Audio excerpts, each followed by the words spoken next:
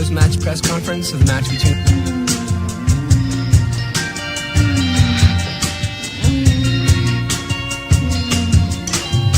Sometimes people have sex in different ways.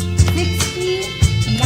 And one way is a type of sex called oral sex. It's really good. You know, I don't particularly enjoy it. set the right tone, set the standards. No, it's not one of my favorites. The knowledge and also experience from different people. And Only if you're doing it right. I am very good. Every man thinks he knows which positions women love, but most are completely wrong.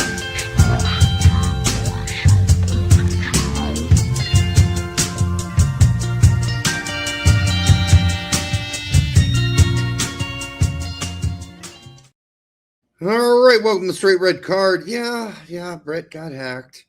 The Straight Red Card got hacked. So, yeah, we can't put that up on Twitter today. That's going to affect some people, unfortunately. Yeah, I don't know. When talking about it on Twitter, I don't even want to add my old handle because I don't want whoever ended up hacking and changing my email and everything like that to be aware that I'm trying to access it. Yeah, no shit. What a dick, whoever it was. I mean, it's hard to say these days because, I mean, Pete's got hacked by, what was it? The guys that are selling Bitcoin or whatever, right? Yeah. So it might not even be somebody who doesn't like us. It's just some Bitcoin. But that's the thing. They haven't posted anything, so it's restricted. And I wonder if Twitter's restriction is basically preventing them from being able to do anything to the account. Was your password pretty good? Yeah. Yeah, I thought so. How the fuck they figure that out? Don't know. Yeah. Oh, well, that banner just went away. Hold on. That's fucked up, man. Yeah, anyhow, yeah. So Straight Red Card on Twitter got hacked. New temporary Straight Red Card handle is at Temp TSRC. And obviously, there's Boomer Richie. I'm still around.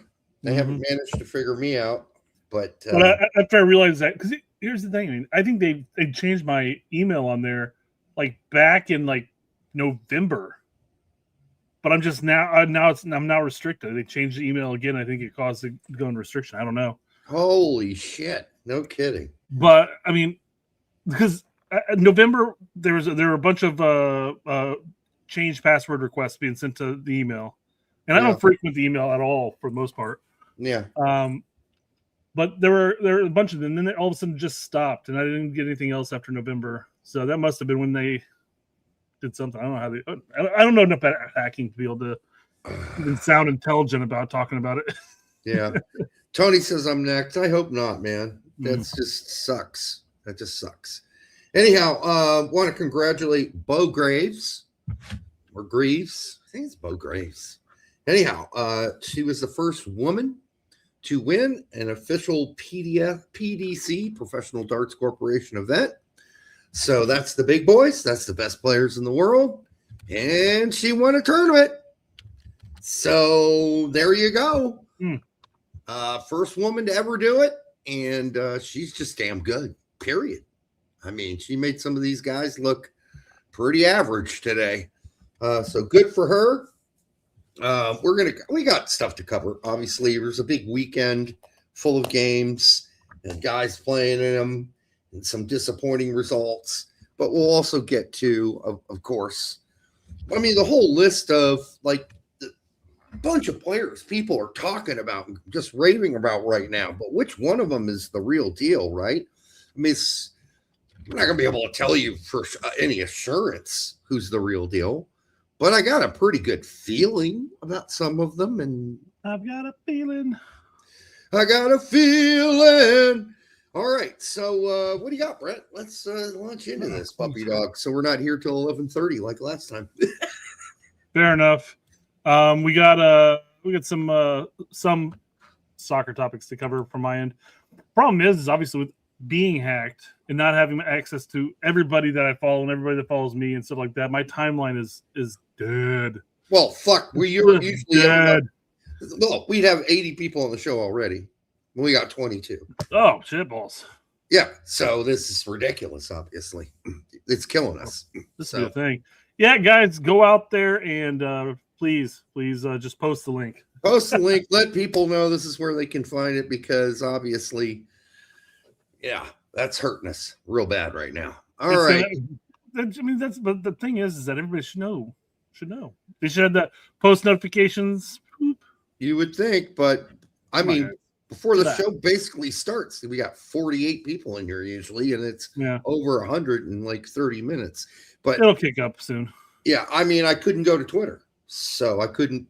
Like, I made the thumbnail today and created the show. I couldn't include Twitter. So, a comment. Yes, so we should probably deal with this, because we talked about the China owning land in the United States and how ridiculous that was. And E. Bealey says, you've been bamboozled by clickbait. No, we haven't. Bamboozled. We have not been bamboozled. I like that. I like that word, by the way. It's a fine word. It's just not fitting here. By clickbait on China land ownership thing. Well, how are we bamboozled? For one thing, the map shows significantly more land than 277,000 acres. Okay, well, that article is from the Epoch Times, and they did their fucking research, and I went and researched their research and where they got their research. They're pretty accurate, so I think we're fine there. Second, foreign and ownership totals 46 million acres, which is a whopping 3.6% of all privately held U.S. agricultural land, and 2% of U.S. land. I can't read that. Anyhow, I guess total. Third, the biggest owners of the land are, to the surprise of nobody with a brain. Ooh, ouch. Ooh. I guess we're stupid. Canadians, who own 1/3 of the land holdings. Okay, I'm not really worried about Canadians. That wasn't the whole point of the discussion. I am not worried about Canadians. Okay, they're basically Americans. All right, in many ways. So no, not a concern. Canada's been an ally of ours for 100 years. All right, a little less than that, but it doesn't matter. Who own 1/3 of the land holdings. Next are the Netherlands. Whoops. Hold on. Yep. Forgot I was sharing my screen there. The Netherlands. Oh, scary. Italy. Oh, frightful. UK. Oh, my dear. And Germany. And more allies besides. See, I'm not worried about those guys. Don't bother me. Chinese companies hold 248,000 acres, which is not that big of a difference than the number we provided, down from the peak of 38.4 in 2021, aka less than 1% of the total for land ownership. They shouldn't own any at all. They are not our allies. They've never been our allies. I don't know why they own any of it. So anyhow, that was our point. Not that other people didn't own them. Like, I don't care about those countries as much. I'm not worried. I'm an overly huge fan of anybody else owning any other foreign companies owning our fan in general. Yeah, I'm not a big fan of selling off chunks of our country to other countries. But when it comes to the difference, I'm more worried about China. They are an adversary. Maybe not an enemy, but certainly a frenemy or an adversary at best. All right. Anyhow, so we took on that, and I didn't even call him a name. All right. There we go. Good work. Restraining. So I'm just moving the last handful of people you sent me over to the other tab. Yeah. Well, why don't I do a couple things while you're doing that? I'll give you some time. That'll work. Right? That'll work. Yeah. All right. So a few things. Let's start with Friday. Okay. Let's get into some of because we're getting to the end of the season for a lot of these players who were edging towards, in some cases, early, huh? a little bit. I'm not going to do them all, but Johan Gomez is somebody we've been talking about. He plays for Braunschweig. They are at one point we're doing pretty mid-table. It looked like if they could keep it up, no, they're going to end up somewhere near the bottom of the table, 13th. They're going to survive. But the good news for Johan Gomez is he played a lot this season. A lot. And he played 77 this weekend. We'll see how that helps him going down the line. The other guys that a lot of people have talked about are Sunderland, Pinnedath, and Hilton, who are all in the second division of in Holland with Dordrecht. People are still talking about Penedeth. I don't know if they are now. They were at one point. Remember, he was going to be. He's great. Oh, yeah, no, yeah. There's. I remember there's a whole documentary about when he was like 16 over. Was it Ajax? Yeah. No, absolutely. I remember the hype that was coming down. I'm like, oh, look at this. Yeah. Well, Hilton's been injured. He was a starter, okay, for most of the season until he got injured. They're going to finish somewhere like 10th, somewhere around there. Not great, but not horrible either. Sunderland was a regular starter, and Penedeth was just sort of in and out. He never, even though he's the guy everyone raved about, he's not the guy getting the most playing time. And by the way, I didn't even know this all season, but De Vries, the former Philadelphia kid, played at Den Bosch this season in the second division, and he went 90 minutes in a loss this weekend. So just to kind of go through some of the things happening this weekend, Jedi only played 10 minutes. Is it time to get a little concerned? I don't know. Fulham won. He only got 10 minutes. It's been like between him and Sessegnon for a while now. It seems like they're taking turns starting. Am I a little concerned? I guess not. I'm not really that concerned. At least he won't get injured if he's not playing every game. But I do think there is some sort of something going on here where Fulham are preparing to lose Jedi. I think they are. I think he's going. I don't know where he's going, but otherwise you'd just be playing Jedi. He was one of your best players last season. He's healthy, or maybe he's not 100% healthy, which is why they don't play him every game. I don't know. Yeah. Richards had a shitty game this weekend, by the way. Pretty bad in that loss. It wasn't horrible, but it was bad. So there's that. Tessman's not a regular starter anymore, and that's been pretty clear. He only got to come on the field because of an injury and played 56 minutes. So that's not really great news either. McKenzie went 90 in a tie versus Balogun, which was, I didn't see the game, but McKenzie 90, Balogun 84, USA versus USA. That happened another time this weekend we'll get to as well. Tillman is now no longer a starter. And that's been kind of trending that way for a while since camp. Doesn't matter. He's going to Liverpool anyways. Sure he is. And he's no longer a starter. Okay, well, I think, again, we've said how much those kind of predictions are total bullshit. They are total bullshit. And Colbreth went 72, but the chances that he plays for us, I'm not sure. It's not really good right now. Odds are probably not in our favor. Right. And, as long as Bayer Leverkusen keeps winning without Tillman starting, then he's just not going to start. And that was against Lund's Kern, who went 72 minutes in that loss for them. Sands is still injured. Maloney went 11 minutes in a loss. Scally, although a great fight against Bayern, I will give that squad that, because they did. Mainz did a great job fighting in that one. Scally went 90. Reyna got a whole 13 minutes. And this is against Paredes and Wolfsburg, who actually played the last 7 minutes of the game. So Paredes back from injury. This is good news. But not for the World Cup, because it's too late. Way too late. Yeah. Downs has gone from a starter when he first got to Hamburg to a barely bench player. So what does that tell you? For maybe he's just not as good as we thought he was, or people thought he might be. Yeah. I don't know.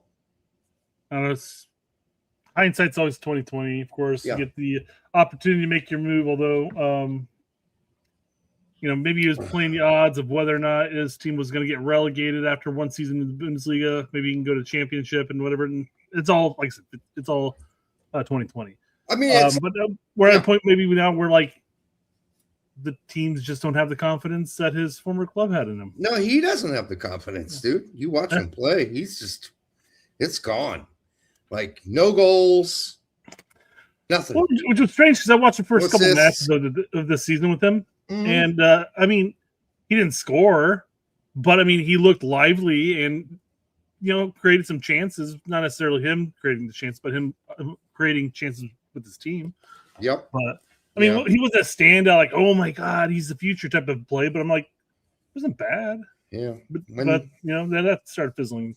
So Yeah, I mean, that's the thing about strikers too. Confidence, man, you got to have it. That's all there is to it. If you're a striker, yeah, I mean, I think watched a clip of Donovan and Howard talking about that, and I think it was Howard basically saying, hey, when it comes to strikers, that's it. They were talking about who's going to be replaced. No, with Ajman, and his was it his ACL or was it his Achilles? What was it? Forgot. His injury. It was, I thought, the Achilles. That's what I thought it was too. But Yeah, when he went down and stuff like that, they had this question on the show. Oh, now with Ajman out, I guess the most realistic replacement is going to be Haji. And I'm like, well, I think it's a replacement. Yeah, I think Haji was going to be the guy before Ajman. I mean, it's poached, so you don't know. You never know. But I mean, whatever. Haji made the team of the year in the championship. Yep. And they talked about that and like, that's a difficult thing to accomplish. But when it comes to like strikers, this is how we're talking. When it comes to strikers, I almost really don't care what league they play in, because when you're a striker, you're just like you're scoring, you're bagging goals. Then you have this mindset that I can score against anybody, type of thing. And there's I've always said that too, to an extent, that a player scoring goals in a lesser league is more likely booming with confidence than a striker in a better league not scoring goals. Yeah, that confidence is an important thing. Yeah. Zendaya also went 72, by the way, in a loss for Club America. If we think it's too late for Paredes, man, unfortunate. It seems pretty gone for Zendaya too. Yeah. It shouldn't be out of contention conversation, but barring injury, man, it kind of looks it, man. It does. Taylor Booth is back for 20 and has been for a little while. Woo! He got to play, but not this weekend in the 18. It sat the bench. Cardoso 32 in a win for Atletico. Is he a starter every game? No, not really. So there's that. Now, Reynolds went 90 for Westerlo. He's way out of the picture, but he did go 90. They lost. Westerlo had a really rough-ass season. Nothing too impressive there. Kelman got a wonder goal after Court busted his balls for not scoring enough this season, and somebody said he has been scoring. He's just not playing. And I thought, well, if he's scoring every so many minutes, why is he not playing? Well, he played this game, and he scored an amazing goal. So that's always the conversation people have. Like they're like, "Hey, his goal for 90, is like the best in U.S. men's national team." I'm not saying him, but I'm saying the person in general. And you're sitting there going like, "Well, he's only averaged like 5 minutes a game, so it's great weird. That his goal per 90 is amazing." I mean, he's had to score like one goal every 10 games he's playing. Yeah, I mean, this is just an example. It's not. Yeah. Those aren't the numbers for Kelman, but no, they did win, and that's good for the team. Morris went 90 in a win for Middlesbrough, which keeps them solidly in the 4th spot. So they're in the playoffs right now, right? The promotion playoffs. DK 71 didn't score this time, but he did last time he started. 1 minute so. Yep, and Campbell went 90 again, and I don't know. It's too late for Campbell, but somebody needed to find this guy earlier. He's been playing solid all season. Now, West Brom are stuck in 21st. It looks pretty bad. So it's rough going down there. So if they're going to survive, they need to start winning or at least tie as they did this weekend and continue to do it. No losses at this point can be afforded. Busio, another 90 in a win, and as Venezia sits at first. I mean, he's going to be an unsung kind of guy because if you're playing in Serie B, that's kind of where you disappear, unfortunately, for a lot of people, especially Poach. Yeah, well, I mean, for the World Cup, barring some crazy injuries, and hopefully not in that situation, but Busio's opportunity to play this World Cup's toast. Yeah. But he's young enough and everything, and he's going to be playing in Serie A next season. That's the way it all sits right now. So he's in a good position to project himself forward next cycle. You would think that the next time he's in Serie A, he's going to step up a little bit more. He seems still a little shy, really. Speaking of strikers in form here. Can you make that a little bigger? It's kind of small. Yep. Right. That's what she never said. Hey. All right. But goals in all competitions. Florian Balogun, 18. How'd you write? 18. And Pepe, 16. Woo, Pepe's been out of commission so much this season. It's hard to believe he has 16 goals, honestly. In all competitions, yeah. Yeah, that's crazy. All right. Next would be, I just had to put this one here. Remember Novakovic? Remember we were all so excited for him to make the squad, the Gold Cup squad or whatever? I mean, we were happy to see him get a chance. Yeah, sure. Yeah, I mean, I wasn't overly excited. I mean, what was it, Giochini? Giochini was probably more my speed. Giochini, right? Giochini? Yeah, whatever. Anyhow, he's Giochini. He's off the picture for sure. And Novakovic nowhere in sight as Reggiano's sitting 18th. So what an interesting Gold Cup that was, though. Giochini and then Hoppy, arguably the two best players on the pitch for that squad that ended up winning the Gold Cup. Nowhere to be seen, and that's soccer, right? Hoppy scored this weekend, by the way. Yeah, I mean that's great. That's great. I love it. I love for the guy. Hopefully he continues to succeed there. Yeah. So, and that's I think 2 goals in 2 games for Hoppy. Way I went. This is concerning to me, by the way. Another kind of nondescript 90 minutes for Marseille, and I'm concerned. He just has not made any impact going forward for Marseille this season in any consistent fashion. I'm concerned about that. Real quick before we move on, we're talking about players like Busio and so forth that are going to be playing in Serie A next season. Corona Extra says Serie A has fallen off so much. Can you imagine how low Serie B has fallen? I mean, I don't think Serie B was ever really a powerhouse of second divisions by any means. Maybe it was at one point.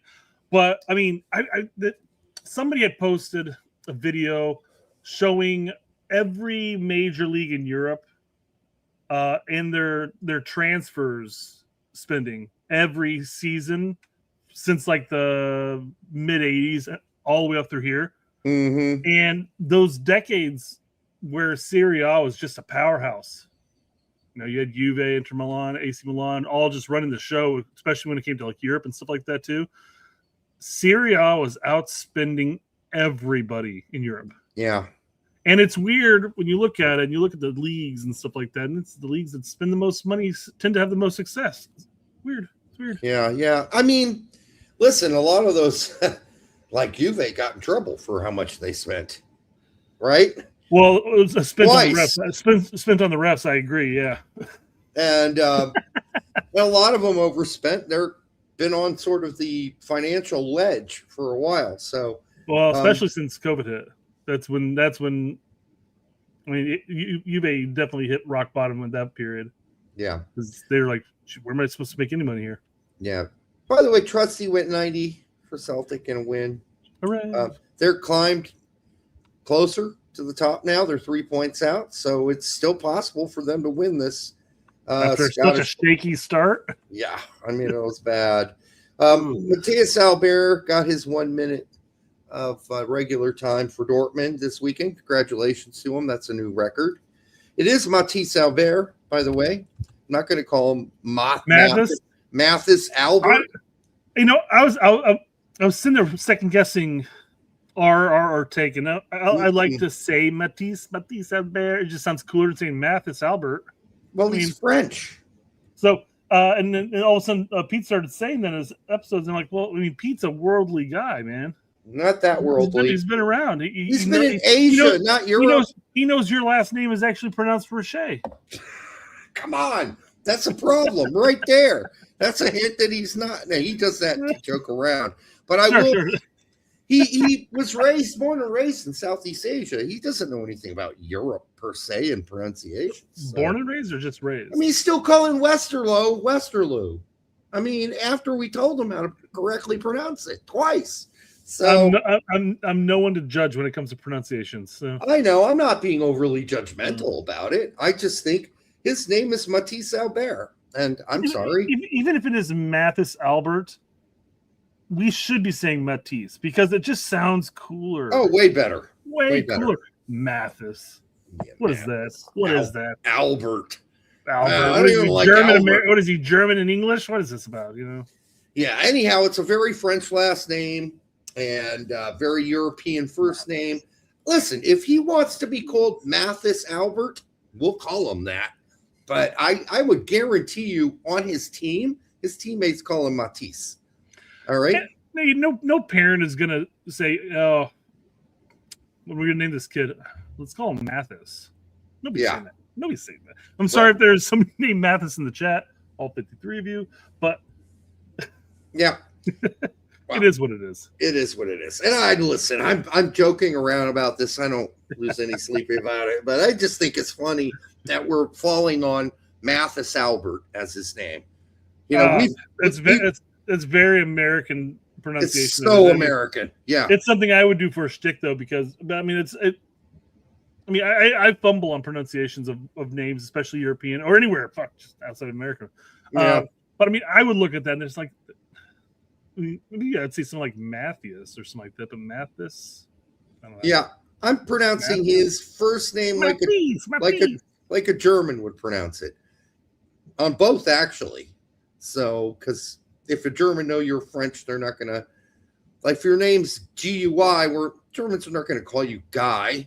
Americans will do that. Guy Smiley, right? But Germans are smart enough to know that's Guy. A Guy. Right? Okay. Guy Forget was a tennis player for France. All right. There are a lot of people that say, "Oh, it's Guy something." Like, I'm pretty sure the parents meant it to be Guy, and he's just rolling with it at this point. Yeah. Whatever. It's Guy. Yeah. I guess it doesn't matter. Clint Mathis is just Clint Mathis because his parents were from fucking wherever they were in the Midwest or wherever he's from, California. I don't know, but yeah, I mean they've changed that a long time ago, right? All right, Pulisic. Hold on, one second. I can't. Oh, okay, never mind. Scratch that. All right, Pulisic versus McKennie. That was all McKennie. I watched this on Paramount Plus as I got my parents all their Roku TVs set up this weekend. -1. Got to do one more next weekend for them. And so they're watching Paramount Plus and they're loving it. They got YouTube TV. They got all their channels. They're loving it. Anyhow, so first time we were able to watch Serie A together. My parents were super disappointed in the Pulisic. And I'm like, yeah, I get it. They're like, he's doing nothing. He barely touches the ball all game. Yeah, I get it. At least McKennie is involved in the play. His players pass him the ball, and he gets to play. Well, I mean, the big difference between the two guys is one still love-struck and heartbroken, and the other one's a player, right? Yeah, and Weston's like, ladies, come down. No longer dating. I'm going to go out there now. Yeah. The game, you're correct, Broken Furnace, was boring. That would be how I would put it, too. A 0-0 snooze fest in which we kind of lost interest through some of the match and played some darts. It was bad. But I did watch McKennie get like fucking hockey checked. And yeah, I'm sure all of us, when we saw him go down, we're like, holy fuck, is he okay? Please God. This is the best player we have right now, in the best form right now. Do not let McKennie get injured now, right before the World Cup. Thankfully, I'm knocking on all the wood right now. Yeah, he got up, was fine. I mean, not fine. They had to ice him down in his face because he got elbowed in the face. How that's not a foul, I don't know. All right, Bello, by the way, we go to Austria briefly. And the only reason I go to Austria, because cheers and many claps and celebration to both Bello and Adinarin who didn't play this weekend because of red card accumulation, but Bello did. He went 87 minutes, and he's had a wonderful season for Lask. They are in first place, and this will be, as far as I understand it, the first ever title in the Austrian Bundesliga for Lask. And Bello's been there, and both Bello and Adinarin have played a fucking major role in that happening this season. Adinarin scored a buttload of goals, and Bello's been there, a starter. It's likely to be their last one. Their last one? Yeah, maybe. I don't know. We'll see about that. Need like a cricket noise in the background every time one fails. That's a dad joke, right? Yeah, it is. Maurice Malone went 67 for Sturm Graz, and their tie. Boy, his downfall this season's been serious. He went on loan, then he came back to Sturm Graz after he lost his starting spot at Austria Vienna. Anyhow, Pukstas 90 minutes in a tie. For Hajduk Split. Hoppy, as we said, scored a goal, second in a row. For him, went 70 minutes. They won. And, of course, they're in there what they call the top table tournament now, where the top 16s play each other twice again at the end of the season there in Denmark.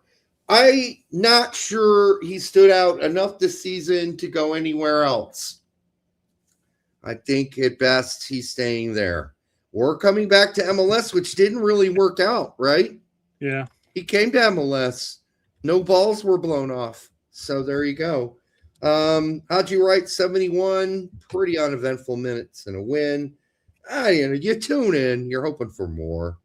McKinney is breaking Italian hearts with his ranch. Yeah. Well, the ranch sauce. Yeah. I brought this up because I just wanted to I don't know if E. Bailey was at the beginning of the show. We brought up your comment. We brought up your comment on China. I think you may have misunderstood our point on that. Don't worry, I didn't call you any names. No offense was made. A little offense was taken. Like we didn't do our research. But hey, it is what it is. We did do our research. We just weren't interested in talking about Canada, Finland, and Italy and all the other. We don't care about those countries. We know other countries own land here. All right. Anyway. My take on it really is I just don't want anybody owning that land. I really wish nobody did. Well, Americans don't land. Come on. Yeah. Okay. Brennan Aronson played 86 minutes in that cup loss. But you got to say, watching the game. Okay. All right. Here's the thing. Aronson blew badly a one-on-one with the keeper. Now, the keeper made a awesome one-footed save, but it was so painful because that's what the fucking Leeds fans are going to remember from that game. He had an interview afterwards and stuff like that, or not even afterwards, but later on, where he's like, "Dude, I watched that like 3 or 4 times after the game on my phone." Yeah. Hopefully you learn from it. Learn how to place your shots better. Yeah, that was a little more. If he would have got a couple feet or a foot off the ground with that shot, that goes in. I mean, I can't. I mean, this is an odd parallel and everything like this too. But I'm just talking about as far as players not being able to place a shot. I can tell you how many. My son had a game on Sunday and everything like that, and the team absolutely killed it. They won something like 9-0. It's a stupid result. But I can't tell you how many times we had opportunities where we got all the way down into the box and they took an extra touch and the goalkeeper cut off the angle and got blocked. And it's like, just shoot the ball earlier, guys. Place it in the corners. Do something. A lot of times if you take it first time, you can pass it into a corner. Seriously, the goals, when you're out here, the goal's this big, but when you're up here, the goal's this big. Right, you're cutting off the angles. So don't let them close in on you. They're getting trained the way the U.S. men's national team got trained, where you have to score within the 6-yard box. Right. By the way, Aronson wasn't the only one to blow what should have been assuredly a goal for Leeds in that game against Chelsea. There was a header by center forward, whose name I can't remember. Anyhow, going back to some sad tales, because we should, just to let you know, Max Dietz and Julian Green and Greuther Fürth are probably taking their asses to Bundesliga 3. They lost again this weekend. They sit 17th. It's been a horrible season for Greuther Fürth. If you can only imagine, a handful of years ago, they were in Bundesliga. Now they're going to be, So bad stuff. Well, I mean, they're in Bundesliga, and then they fiddle-fucked around for about 2 or 3 seasons towards the top of Bundesliga 2, and now they're getting relegated to Bundesliga 3. They ran out of all that money. Yeah, and here's the thing. When Dietz does come out, Green comes in for him. So they're never on the field at the same time, but they're a weird replacement. Equally not making an impact. Castaneda has had a very good season for Paderborn. They are currently in second in the second Bundesliga. He went another 90, but they lost. This is not the time of season to start losing. So if they want to get promoted, they better, not drop any more games. By the way, good. I was going to say, good news, Derek. We got another. I don't know if you got the warning or not, but we got another warning of a severe thunderstorm coming our way. Dude, all the way to 11 o'clock. We have been pummeled by storms all day. It's like all day. I mean, I'm going to go back to Friday on this conversation here because, man, I left work. I went to a grocery store, and I came out and had to make another stop. And all of a sudden, sirens going off. I'm whipping out my phone, like, where's the storm at?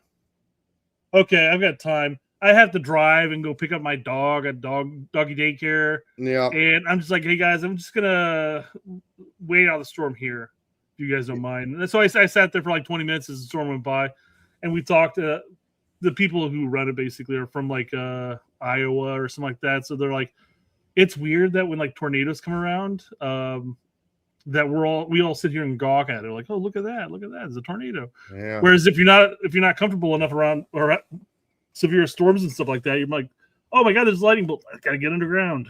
Yeah. All right. Well, for the 65 of you here, which is usually at 200 by this point, except for the fact that Brett got hacked and nobody knows how to watch the show today on Twitter, which is really sad because it's going to be a really good show. They'll catch it on replay. The numbers will still be there. They'll catch it on replay, but it is fucking sad that we've been hacked. Yunus Musa, by the way, today in the 18, but did not again play for Atalanta. That ship has sailed. I don't think they intend to play him for the rest of the season.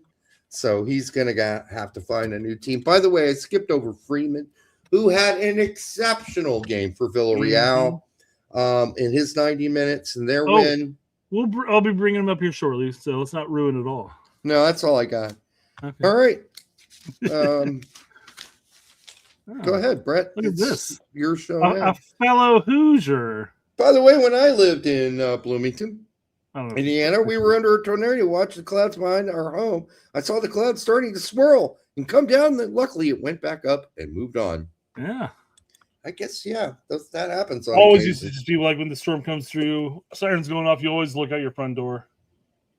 And you're just always waiting. You're like, where's this tornado going?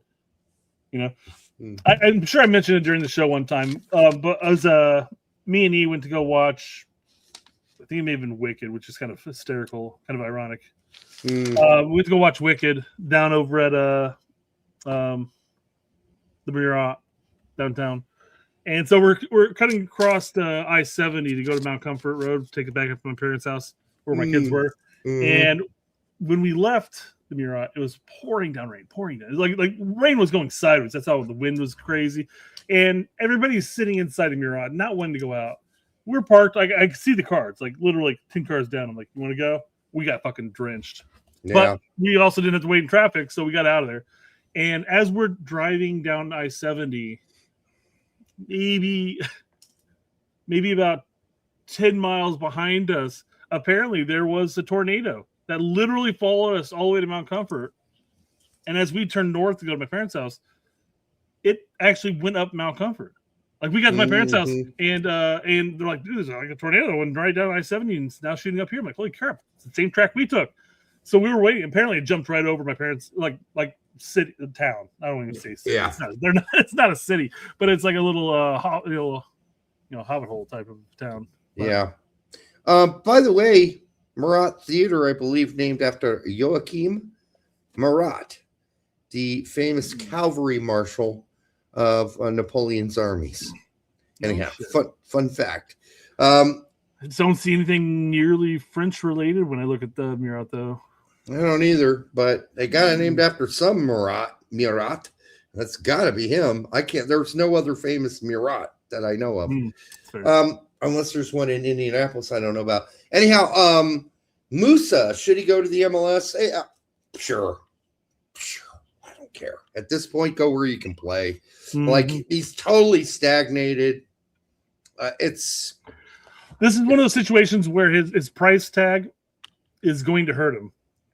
Yeah. I mean, he still has a pretty hefty price tag because he could go and play for a mid-table, low-table Serie A. He sure could. Perfectly fine. Yeah. No problem. One of the big boys, no, it's he may get minutes, starts here and plays there, but it's not going to be consistent. He needs consistency. Yeah. So he's going to have to bow down. But the problem is mid-table high. They're not going to spend $22 million on him. That's what makes it a problem for him going to PSV. Yeah. PSV they're a selling team. They're not going to buy up a Musa and then they bought a Pepe. That's true, but at a discount. That was a discount. How much did they spend on him? I thought it was still close to the value. It wasn't that much in the end. I think it was like between 12 and 16. I don't know why 18 was sticking in my mind there, but yeah. It could be, but I'm just saying, Musa, I don't know. If he goes to PSV, that would be a good landing spot for him. Sure. I think he'd play for sure. But yeah, there's something else going on here with Yunus Musa. And we've talked about it before. The major problem with Yunus Musa is he's too much of a fucking nice guy. He's too nice. You got to have a little bit of grit and grind and nastiness. That doesn't really exist with Yunus Musa. He's a sweet dude.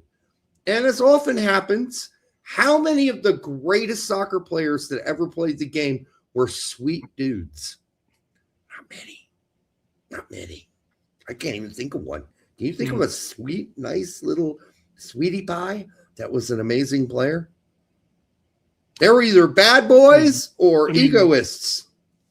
I mean, Weston's pretty nice and he's doing pretty well right now. But as far as world-class players, no, not really. I think Weston has a nasty streak in him. We've seen it, right? Herakhani is I would not call him a sweetie pie. I would certainly call him a gentleman, though.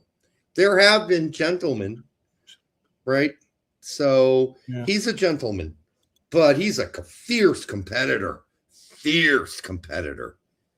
Messi's pretty mellow. I would call him a gentleman too, but he's got a nasty streak. I think maybe at this stage in the game, but I mean, you go back and look at his younger years. I mean, he's not I think he's going out breaking ankles. I mean, figuratively breaking ankles, but not that he was doing something bad by any means, but he wasn't, just sitting there being a pushover by any means. He was not a pushover. He has a massive ego too, by the way. He's a nice person, but he's got a big fucking ego. He is messy. And by the way, he had moments where he could be pretty fucking nasty. Robbie King could be one of the biggest assholes on the planet. You got to be kidding me. Conte was a fierce warrior. I disagree. But, I mean, I guess as being a nice guy, though, Conte. Oh, he's a nice guy. Seems to be a pretty nice guy. We seem to be having a problem with the translation of what I'm saying here. He is a nice guy. He's not a warrior. Conte was a warrior and a nice guy. You can combine those two things if you want. Conte was a very nice person. He was a gentleman. Gentlemen can be warriors, but sweetie pies, no. I don't see the warrior in Yunus Musa. I just don't. I'm being harsh here. Josie Altidore could be one of the biggest dicks in the world. He had one of the biggest egos. Oh, my God. I thought you were going to say he had one of the biggest dicks. Well, he might have one of the biggest sticks too. But if you've talked to Josie Altidore's teammates, he was a fierce competitor. He wanted the fucking ball, and he did not suffer fools. So he suffered fools at Sunderland when no one would pass him the ball. He put up with that bullshit, but not for the U.S. men's national team. Like talk to Dempsey they would have yelling matches in the locker room, and Josie was up in people's grills. So I can't even imagine Musa being capable of getting up in anyone's grill. I can't imagine it. Now, that's not his only problem. His confidence has been really suffering bad. And yeah, so if he, like you said, he could go play in lower Serie A. He's got the skills to play for a lesser team, which is what we thought Atalanta was, right? When he went there. No, they weren't horrible, but they're always content. Of the past handful of years, especially, they were always like a 4 to 7 team. Yeah, right? I'm not disagreeing, but it seemed to be an opportunity. A little bit of a step down from AC Milan. It was not much of a step down, honestly. Atalanta were really good this season, and he was not. So there's there. Okay. All right. I'm sad for Yunus Musa. I think Brett and I watched the last World Cup together, and I think we thought he was the future. We thought he's definitely in the next World Cup. I didn't see any way that he couldn't be. But if he was at a team right now that he was playing consistently at, even with his failed final third decision-making ability, he could still carry the ball. If he was getting regular minutes, he would absolutely be part of the team, regardless. Yeah. Well, it's sad. That's all I would say. Yeah. All right. So we'll see what happens. Maybe he'll make a comeback. I hope he does. He's a skilled player. He's got all the tools. Not this cycle. It'll be next cycle. Not. What is he like? 22, 23 at this point? 24, I thought. It's possible. And when he started with this last cycle, he was 18. So yeah. 24. All right. So best wishes. Pull your shit together, my man. Come on. Do we cover all of Yanks Abroad? Mm-hmm. All right. The reason we were covering Yanks Abroad, guys, early is I had to get all my tabs in order. I had to get all the young players we're going to be talking about ready to roll. And I couldn't quite do that while battling between all the fluff pieces and whatnot. So let's hit the fluff. Oh, my God. Okay. So apparently the limit is 55 times. What do you mean by 55 times? How old was this guy? Well, he says teen. He's got to be like 19, right? 19 years old. He's a grown ass adult. That's not a teen. When you say teen, it just sounds like you're saying, oh, they're in high school. I mean, it says that he masturbated 50 times, 6 times in a row. I think in a 24-hour period, probably. Well, they should put that. Teen masturbates 56 times is not major news. That's a lot. Wait a second. I'm just flat out saying 56 times in a 24-hour period, man. That's still. But it doesn't say that. That's a task, man. You got to stock back up. You got to rehydrate and everything. Brad, it doesn't say that. It doesn't say within 24 hours. That's a headline for sure, right? That's more than twice an hour for 24 hours. But it doesn't say that. That's like when I went to the store and it said open 24 hours in a row, and I knocked on it and it was locked. I was going to buy some cigarettes. I knocked on the door. The guy came over and I said, hey, you say you're open 24 hours. What's up? He said, not in a row. Okay. Yeah. So if this was in a row, I could see it. It's an interesting take. Yeah, because you can doesn't mean all 56 times work to fruition. Yeah, you never know that. And when does it count when he stops and started? Who's there to monitor that? Is there footage? Is that how we know this? That's another great question. Was he recording it? How did the people who are investigating this know that it was exactly 56 times? Was he Was this a etching 24 lines into his desk. This is a 24-hour Twitch stream or something? Was this a marathon? A masturbation marathon we don't know about? That was live? How do we know this? I'm very skeptical of this headline. How do you know it? His heart must have been weak. I don't know. That's a really good question. What they're leaving off here is actually the 56 times has nothing to do with his heart attack. It's actually he was on his 4th booster for COVID. Sorry, it could have been.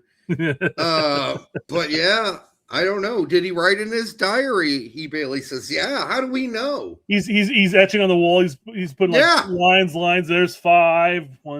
There's another 5. Because if it's 56 times this year, it's not really a big deal. Yeah. So yeah, I think he mentioned 50. There you go. It's 56 times in his life. Yeah. Working down. You masturbate too much. No, then we'd all be dead. Okay. Some of us are evading that lightning bolt. I mean, you see what's happening outside, right? Yes. Well, I would have been dead early, like 18, 19 years old. I would have been dead already. 56 was the limit. All right. So listen, I don't know what this is supposed to mean. You got to tell us, because a teen masturbating 56 times total without any information or context is not shocking. 56 times in a month, 56 times in a week, 56 times over a day. Yeah. I'd like to think that this was a moment from like a Monty Python skit, like Monty Python Search for the Holy Grail, where the animator suddenly dies of a heart attack. He's like, yeah, like that. He's going at it 56. I don't even think your nutsacks and all the parts there create enough semen and cum. By the 30th time, it's just spitting out dust. It's like, dust. I don't think that your body produces enough seminal fluid to make this a thing within 24 hours. I think you just run out, and you're just basically waxing a dolphin who's dried up. So I don't know. Yeah. Anyhow, seems ridiculous. I'm not buying this. J-Roo's got it down there. He's like, hey man, 55 is the way to go. Yeah. Well, here's the problem, J-Roo. 55 times in what amount of time? A 24. Year? It's gotta be 24. A month? A week? 24 hours? We don't know. We really don't. So even if it was a week, I mean, you're still looking at like 6 times a day, almost. It is, and that's a lot. That's really a lot. I'm sorry. 8 times a day, yeah. I've always been about a 1 a dayer back when I was younger. There's no way I'm doing more than 1 a day unless I've got company. Then I can do 2 or 3 in one evening. Yeah. Well, are they talking about waxing the dolphins 2 or 3? No. I never. Maybe it depends on what your company looks like. I mean, maybe you really do want to just make sure lasts a little longer, if you will. Well, the only other thing I can think of is that he was on one of those treadmills while masturbating for that 24-hour period, and so that fucked his heart up. Like his heart needed a break. He's just jerking it and running the whole time. I don't know. We'll never know because this is not a whole lot of information. All right. He says, geez, so many tabs. Yeah, we better get going then. A lot of those tabs are just the players. And God, transfer market is killing. I mean, just a lot of tabs. I'll grant you. However, there are a lot of ads on transfer market, and it is cooking my computer right now. Yeah, I'm gonna have to complain. I'm gonna make a call and complain to my friend. Too many ads. Come on, my German friend.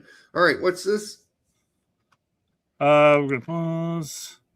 Just get some friendly play. Okay. I'm gonna because it's ESPN. I don't trust it. Little chest bump. Little chest bump. Face to sternum. And he's like, "Oh yeah."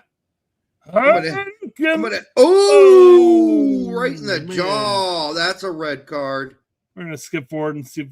Definitely, it's a headbutt. It's definitely a red card. That's a red card.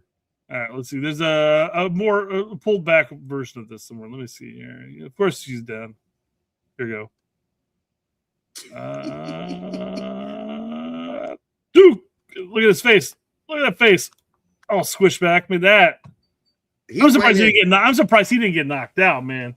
That's a forehead nasty. to the chin. Oh, Yeah, that's nasty. that's brutal, man. Yep.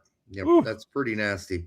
Zidane did it better. Now, I mean, he hit him in the. Oh, he could have collapsed his chest with that type of header, but He could have chested him. Yeah. I mean, this. I mean, that's a clocked in the chin. That's a knockout. You know, Either way, it's stupidity, whether it's Zidane or this. They're both dumb. Don't do it. Don't headbutt somebody, even in the chest. this is the first time I've ever seen an actual headbutt where the player is rightfully going down. Yes, I know. Usually it's like head to head, and he kind of just pushes like that, and he's like, ah, and the other guy goes down too. But still. Little baby ram action. Yeah. All right.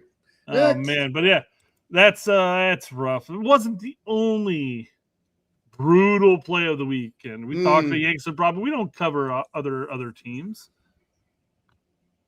Wait for it. That's what I'm talking about. Oh boy, yeah. Telling you, all those ads killing me.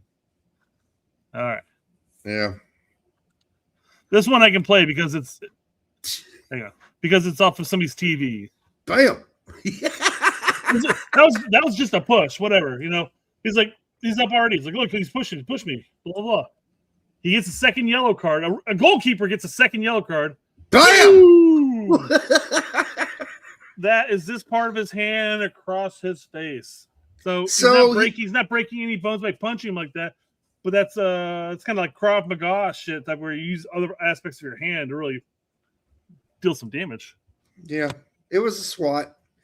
But he was really mad because that guy really pretended a lot on that push.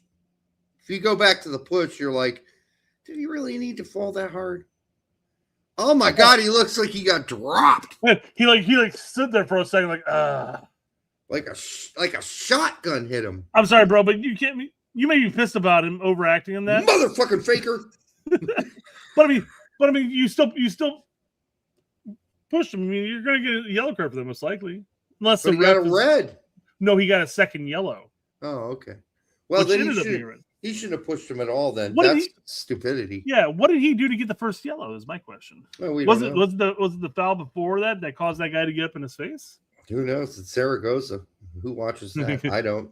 Lav says he got his red's worth with that punch. Yeah, but unfortunately, he's going to be getting a 5-game ban, probably more. Yeah. Yep. Oh man, yeah, 80s soccer is back. Yeah, a little bit. You ever watch those videos of like Sunday soccer leagues, and most of it's in the UK or whatnot, and you see these slide tackles where like the guy's legs are like out like this, like at mangled. Knee. He's getting both his ankle and his knee at the same time. Yeah, I try not to watch those anymore.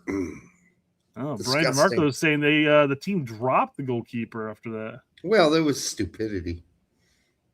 And then to just fly off the handle the way he did, like that did deserve a yellow card. Now, did the guy act? Absolutely, he acted. And but that doesn't mean you go berserko, which is what that guy did. He went fucking berserko. So, going berserko is never a good thing, people. Trust me, it's not. It's not. Yeah. All right. You just wait for him to get in the box later on. You either go to punch a ball and instead of punching him in the face, or get a knee up there and hit him right in the chest. Or you just fucking play the game. Go to the show. Never go full berserko. Yeah, well, there's another movie where that comes from, and it's not berserko. All right. The Re. Yep. I kind of like where I'm working right now, and I do not want to get shit canned. Yeah, you don't want to method act that way. Yeah. Never go full that. Mm-hmm. It's a great line from that movie. I love watching the mashups of people reacting to that movie, and they just do the mashup of that scene right there, and just watching everybody's reaction to that scene. It's my brother's favorite movie, comedy movie. Yeah. It's a good movie. It's a good movie. Yeah. By the way, did you guys see that there's a possibility Vancouver Whitecaps get relocated? Yes, I did see that. They're one of the teams in question as far as being relocated to certain Midwest states. Yeah. Why are we talking about Paul Konerko? Who the fuck is that? I don't even know who Paul Konerko is. All right.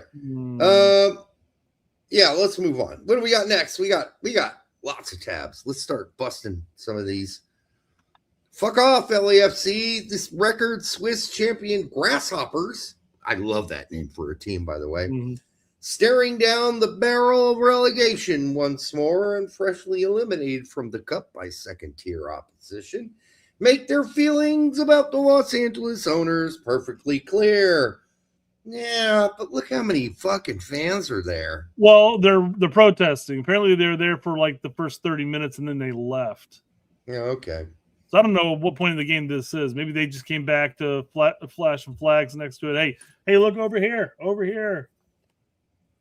Yeah, I think that if you're LAFC, you don't want Grasshoppers to go down. You need to make a little bit of investment. But if I went and checked the actual investment they've made in the team, I don't think it's been super shrinky dinky. So apparently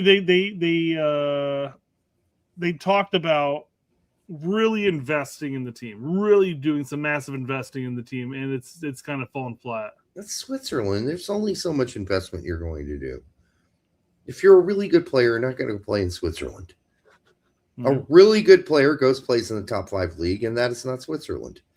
Now, you can still build a pretty decent team, but if you compare budgets between most of the teams in the Swiss league, if I'm not mistaken, it's not like they're way off and, totally not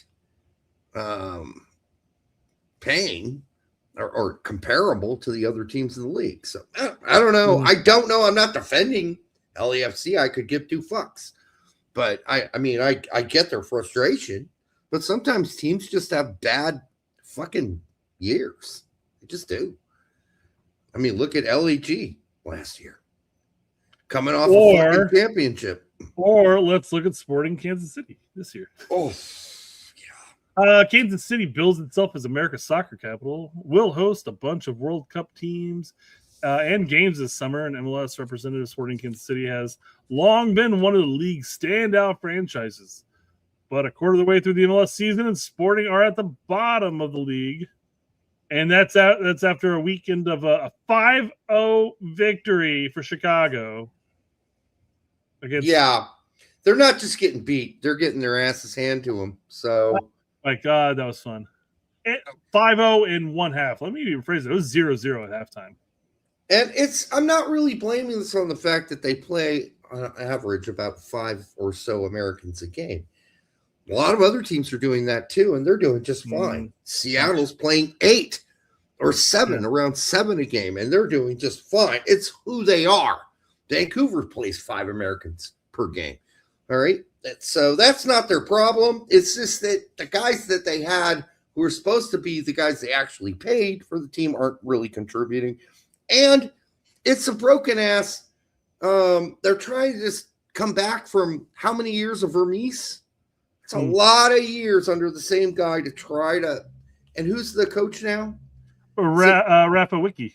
Yeah, exactly. Why would you do that? Why the fuck does Raphael Wiki deserve a job? Why?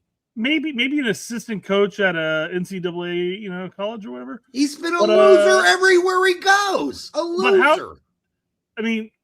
This really just aims or focuses on the coaching revolving door within MLS, and it's like, hey, you can fail at this a million times and keep getting somebody jobs. Will hire you again because you're known within the circles of the circles of the circles. Oh, and he's an insider, yeah, for sure. So Raphael Wiki. It's fascinating. You can be somebody who's so lackluster and not very successful with the youth national teams, and then all of a sudden just his way into MLS. Yeah, farting their way through it. It's really fascinating. Yeah, Wiki. I don't know what manager could save the team, But why does Raphael Wicki get another chance? Why? Just take your chance with any other, fuck it. Go scour the tops of USL at that point. Fuck How about Tab roll Ramos? the dice. How about Tab Ramos? Why is nobody willing to give him another shot? At least he has had success. He's been pretty vocal recently, I think. I don't know. Well, vocal in a good way, first off. Let me rephrase this. Yeah, the thing about him is, he's played his cards pretty close to his vest for how long? And Tab, how does that work for you? I'm not asking you to come out and go full Winalda or anything, all right? But for Christ's sake, dude, you've been a super nice guy. You have not you've tempered all your criticism of MLS and U.S. soccer. It's gotten you nothing because now you're just stuck. You're stuck in what's purgatory. No one will hire you, right? It's sad. It's sad. The guy deserves a chance. Is that true, Larry? Is John Thornton Grasshoppers president? I wouldn't be surprised by that. Man, I like John Thornton. Don't get me wrong. He says look it up. I'll take your word, Larry, on that one. No, I'll just take your word. I'm not going to look it up.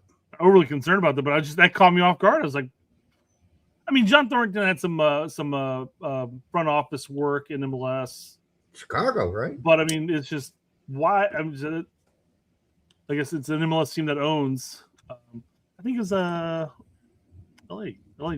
Wasn't he part of your crew?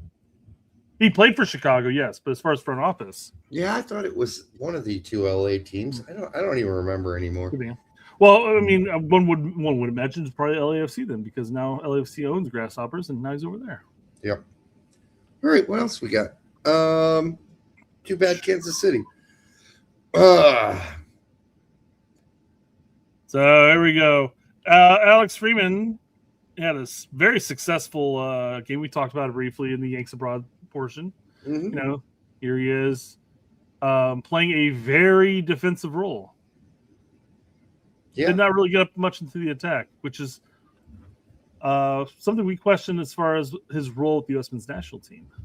That heat map looks like the goalkeeper farted into a north or a southeasterly wind. Yeah, the curve's going this way, so yeah. Oof. No, actually, that's Noblesville right there. Yeah, that little piece in the end looks like it could be like that. First piece looks like a colon. The second piece looks like a separate one on the other field, like either a little poo or a dragon. It's Nessie, right? Or a penis. Yeah. What's Nessie doing in Spain? I don't know. Nessie's got all those underwater portals. She can go anywhere she wants, I guess. Loch Ness Monster. All right, so the reason I bring this up, saying he had a good game, we could have done it during Yanks Abroad. Don't really need to bring this up. He had a nice goal blocking opportunity that he stopped, which was nice to see. But we get comments like this. Is it really necessary to say, and they said MLS players couldn't compete in Europe? Who? Nobody said that. Nobody said that. Who the fuck is saying that?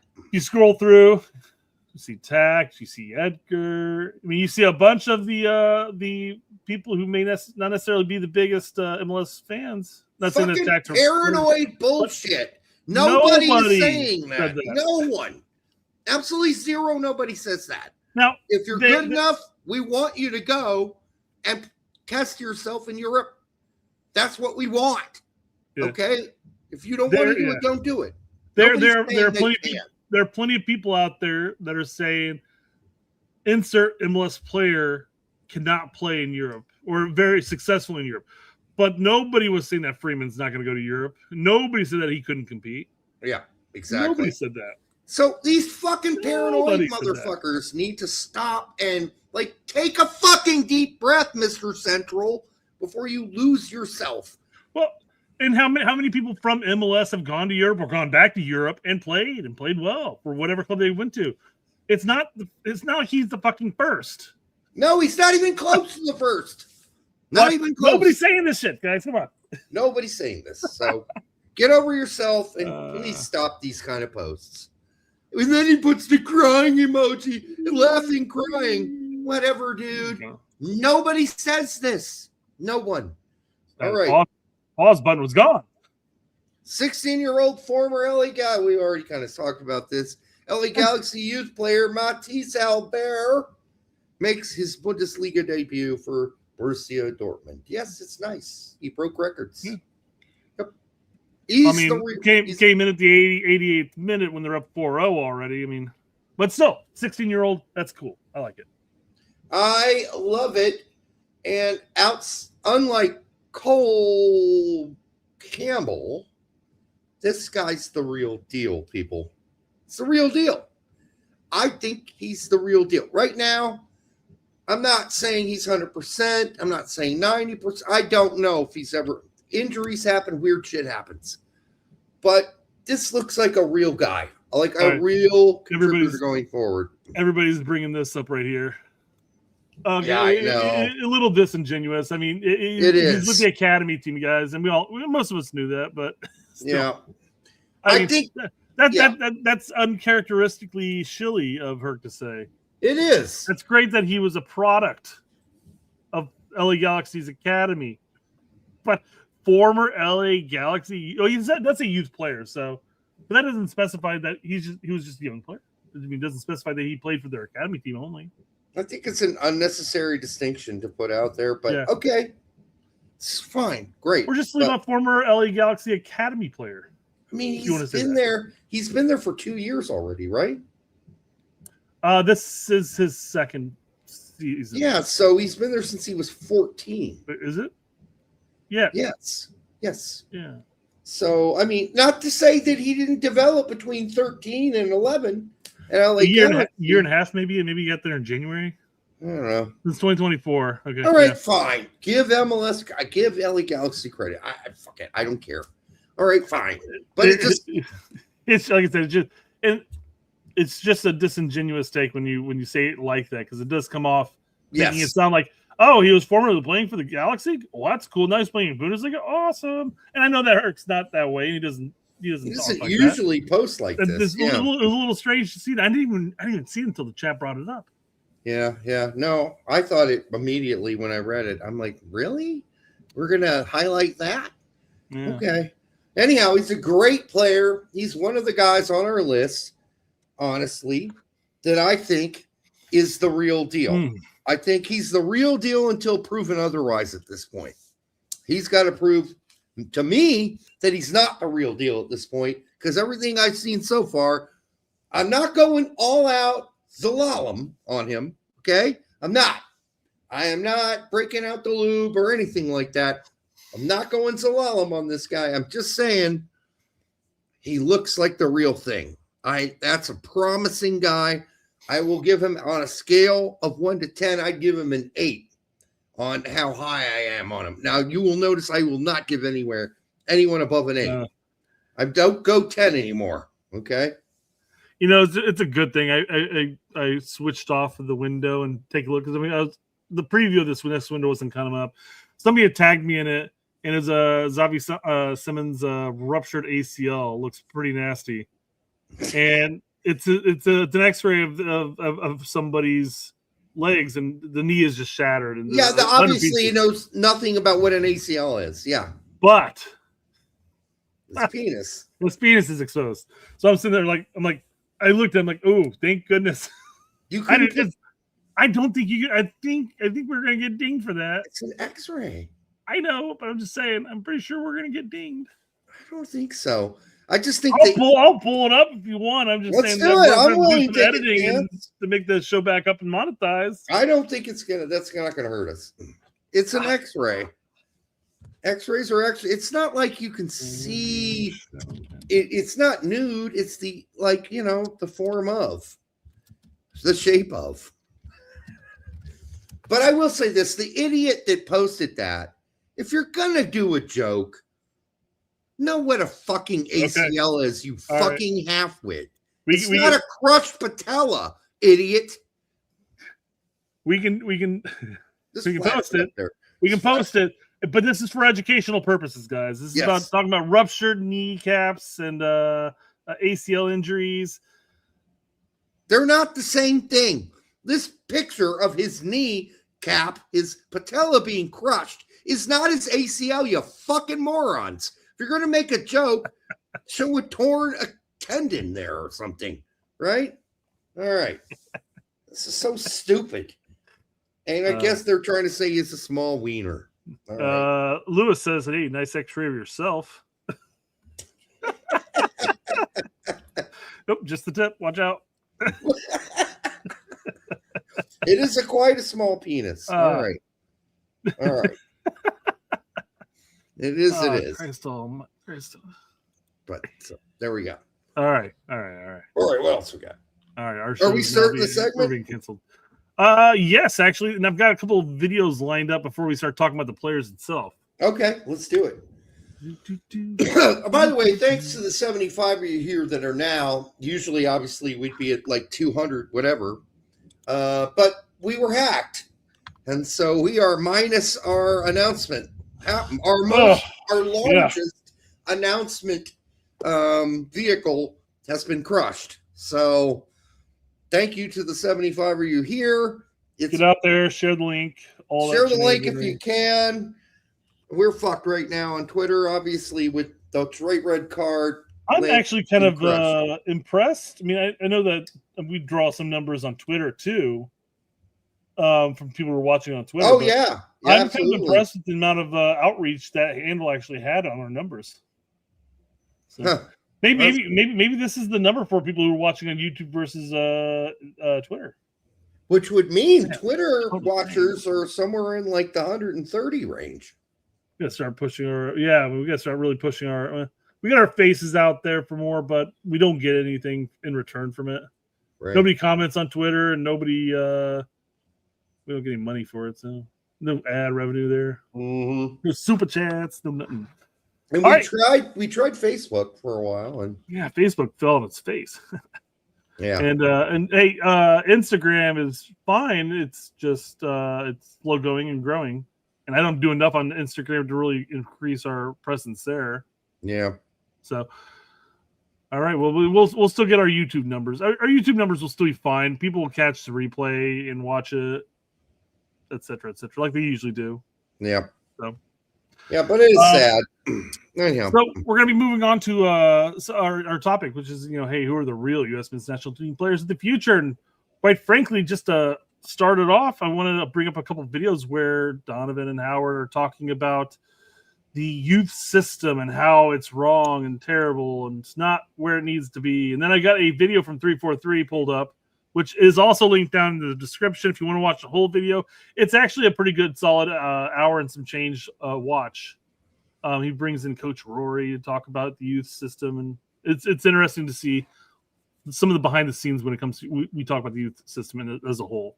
But let's hit Donovan Howard here. I've got two videos of them talking about this. So, and this is a big passion of mine going forward. When I watch, I have a 10-year-old son, 8-year-old son, 7-year-old daughter. When I watch them in training, they're working on passing out of the back, like stuff you can learn when you're 21, instead of taking a million touches in every training session. Like that.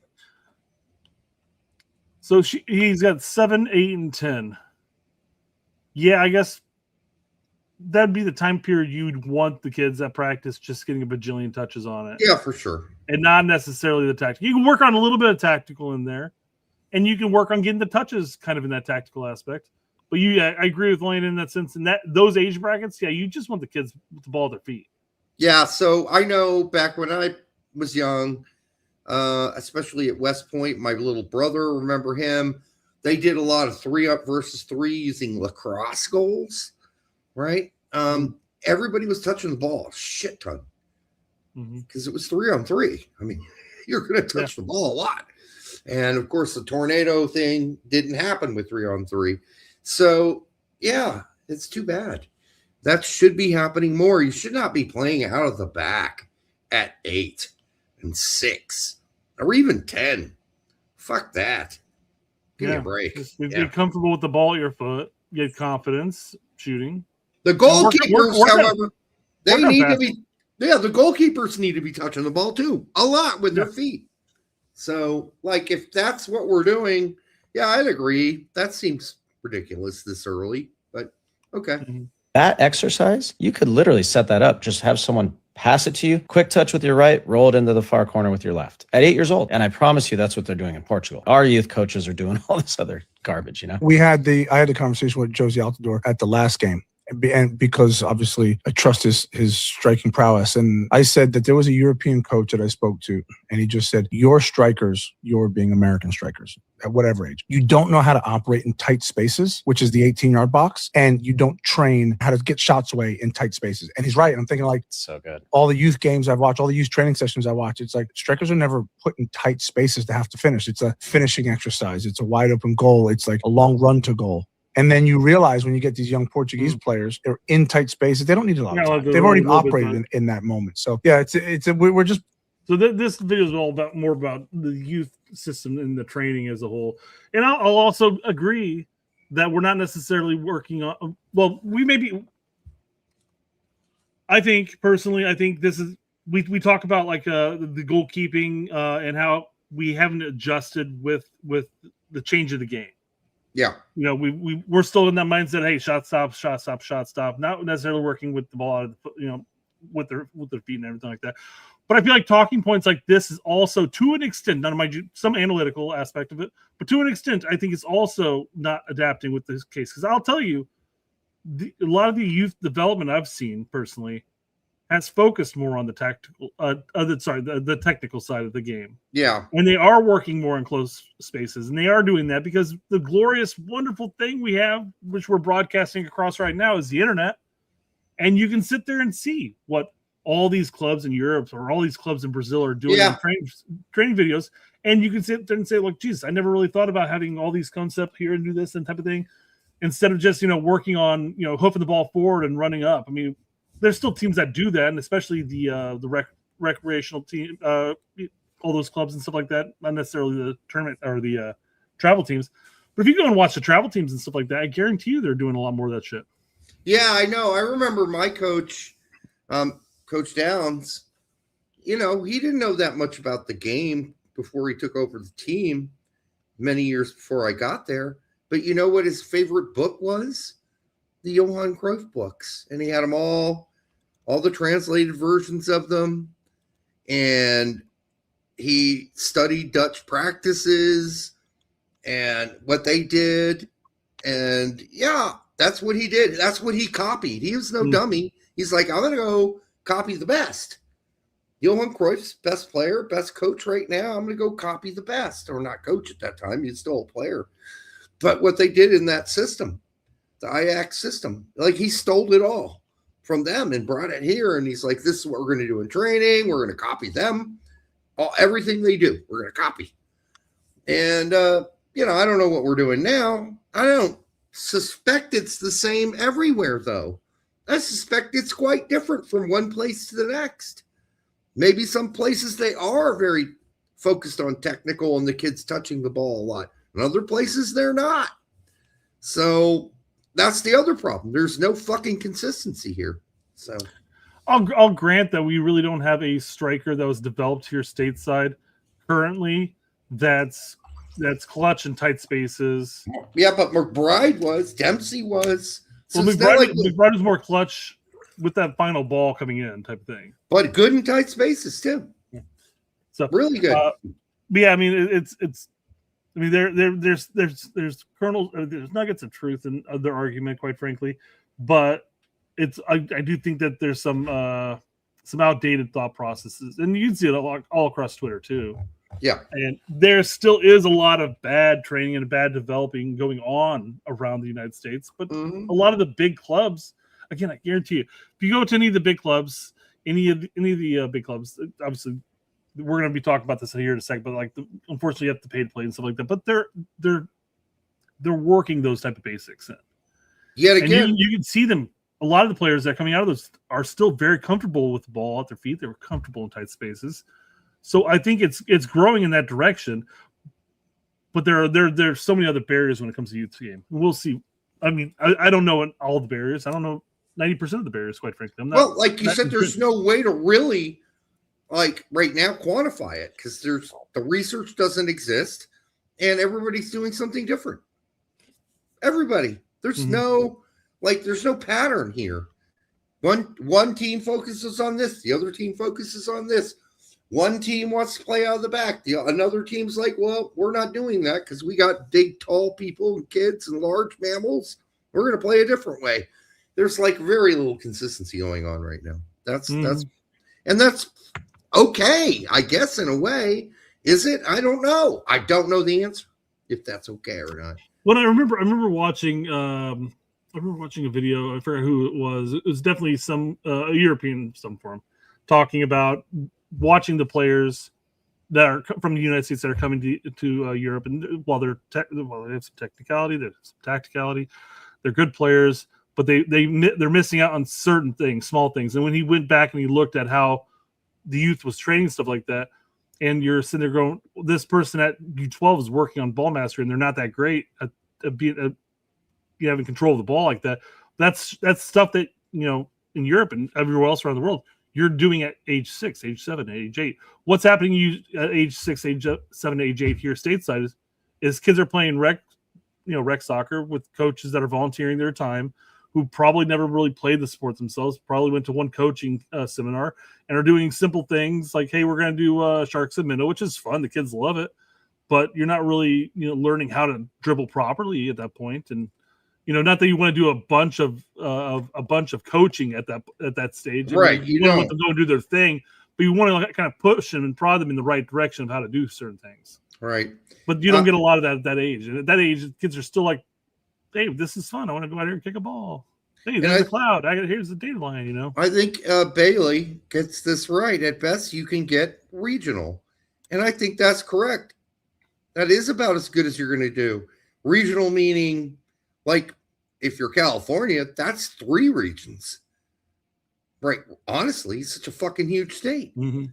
So I think we just don't have the resources to do it yet, to get regional. We don't have it yet. So, Well, and part of the 343 argument on the video that we'll watch some, I don't think we're going to cover this part of it, is that the issues that are affecting the youth game right now all stem from the top.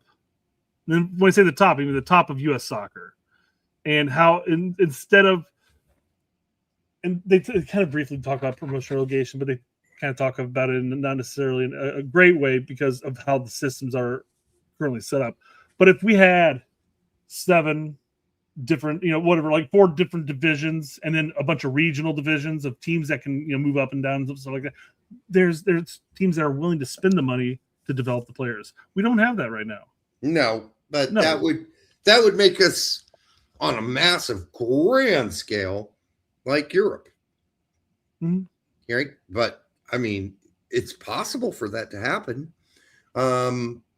Is it likely? No, it's not. So, no. No, without some major changes within the organization as well. U.S. soccer will eventually, if it ever happens, U.S. soccer is going to have to put their foot down. They won't. I don't think it's going to happen because, MLS and U.S. soccer. 3 years ago, but somebody said, you don't realize how close we are at overtaking U.S. soccer and making them forcing MLS to do pro and rel. I was like, how close are we? We're really close. We're a few votes away. Okay, really? Okay, 3 years later, how close are we? Yeah, same fucking argument, and the same reality, though, hasn't changed. So I don't want to hear that bullshit. Anyhow. Yeah, that's just not happening anytime soon. Sorry. All right. What do you think of the current state of affairs? We're going to find out a lot this summer, but I was just talking to someone. I mean, that 2002, it's funny you bring up that memory. That's the furthest the men have ever been. Mm-hmm. And you would think that we would have gotten further. In the men's side, we have won 1 knockout game, meaning get out of your group, knockout game in our history. Well, not totally true, but okay. Since 2002. So we're So talking in the about modern four- era, he's correct. like 6 World Cups or whatever. In the modern era, he's correct. 14, 18, 2002 is the best. Yeah. 4 50s. World Cups, and 4 World Cups the U.S. has been in since the 2002 World Cup. I don't think we can count the 1950s or anything else Nope. before that. He was saying, hey, say 2002 we got to the round 16, and since then we haven't been back. We haven't been around. But that's 4 World Cups. I mean, how many teams consistently move on, say, to the round of 16 within 4 World Cups? I would say a wager that obviously the best around the world are going to consistently do it, but we're not the best of the best. And we did get fortunate in getting Mexico in that first out of group game, whom we knew well and knew we had it's a team we could figure out. We had figured out.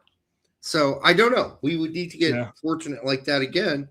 But if it's a European team, we're definitely suffering. So, well, we say that too, though. I mean, again, as much as we want to bat, as much as fans want to bag on Berhalter and how he handled some, not Berhalter. Sorry, this would have been Jurgen. This would have been Jurgen. Jurgen was one Chris Wondolowski miss away from beating Belgium and moving on to the round of 16. Yeah, that's painful to think about. Like 9, yes. I mean, even Wondolowski, 99% of the time would have put that away. But not anybody else in that pitch would have had the chance, would have put it away.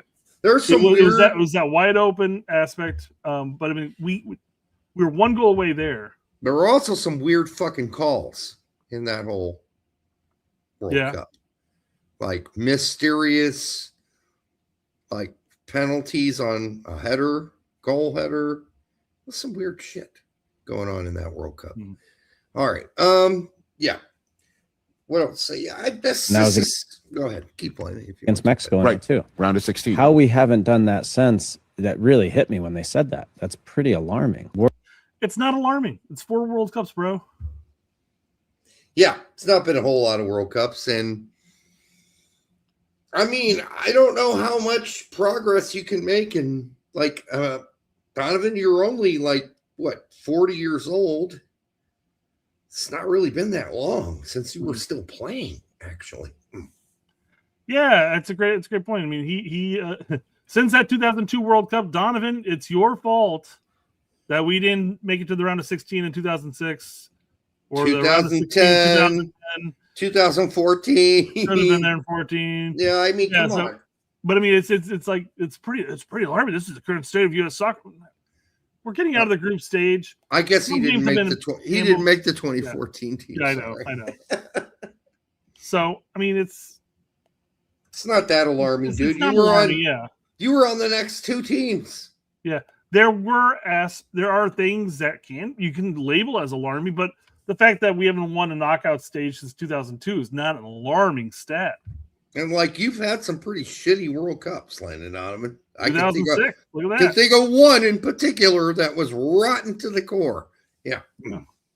Maybe you were. Who did play the knockout? Who did play the knockout in 2010? We beat Algeria to go on. Yeah. We played. Who was it? Was it Ghana? It was Ghana. I was wondering if it was Ghana. Yeah. That was prime. That lent itself to a victory. It was a good Ghana team, don't get me wrong. So, all right, whatever. Yeah, obviously 2018 we weren't there. That was its own. Yeah, that hurt. That hurt. Yep. All right. We're not developing players. Okay, no. Okay, we're not developing the players. Rest of the world, fine, I guess, but we are developing players now. It took time, but it's pretty obvious that we got some players that we're developing now. We're developing. We've developed a pretty shallow pool of players because once you start going into depth, it's very questionable at some spots. Yes. Some injuries occur, and all of a sudden you're sitting there like center back is a fucking black hole going forward because you start talking about, well, Josh Winder, Jalen Neal, Elijah Winder, Like, who we talking about here? Who's going to be the center backs going forward? I don't know.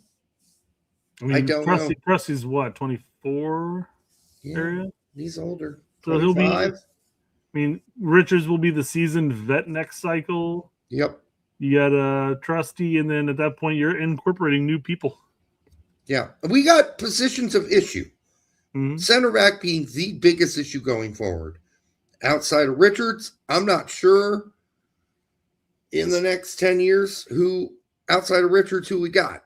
Well, I mean, a lot of the players in question are up in the air question marks. I mean, they're absolutely they're either young players that are getting some minutes in MLS or maybe even MLS Next Pro, or they're riding pine or not even on the bench in Europe. Yeah, so it's going to be who's hot at that moment, and it may be an aged MLS center back somewhere that in most other years people would roll their eye and be like, "Why the fuck is he here?" Well, now we're like, "Who the fuck we got?"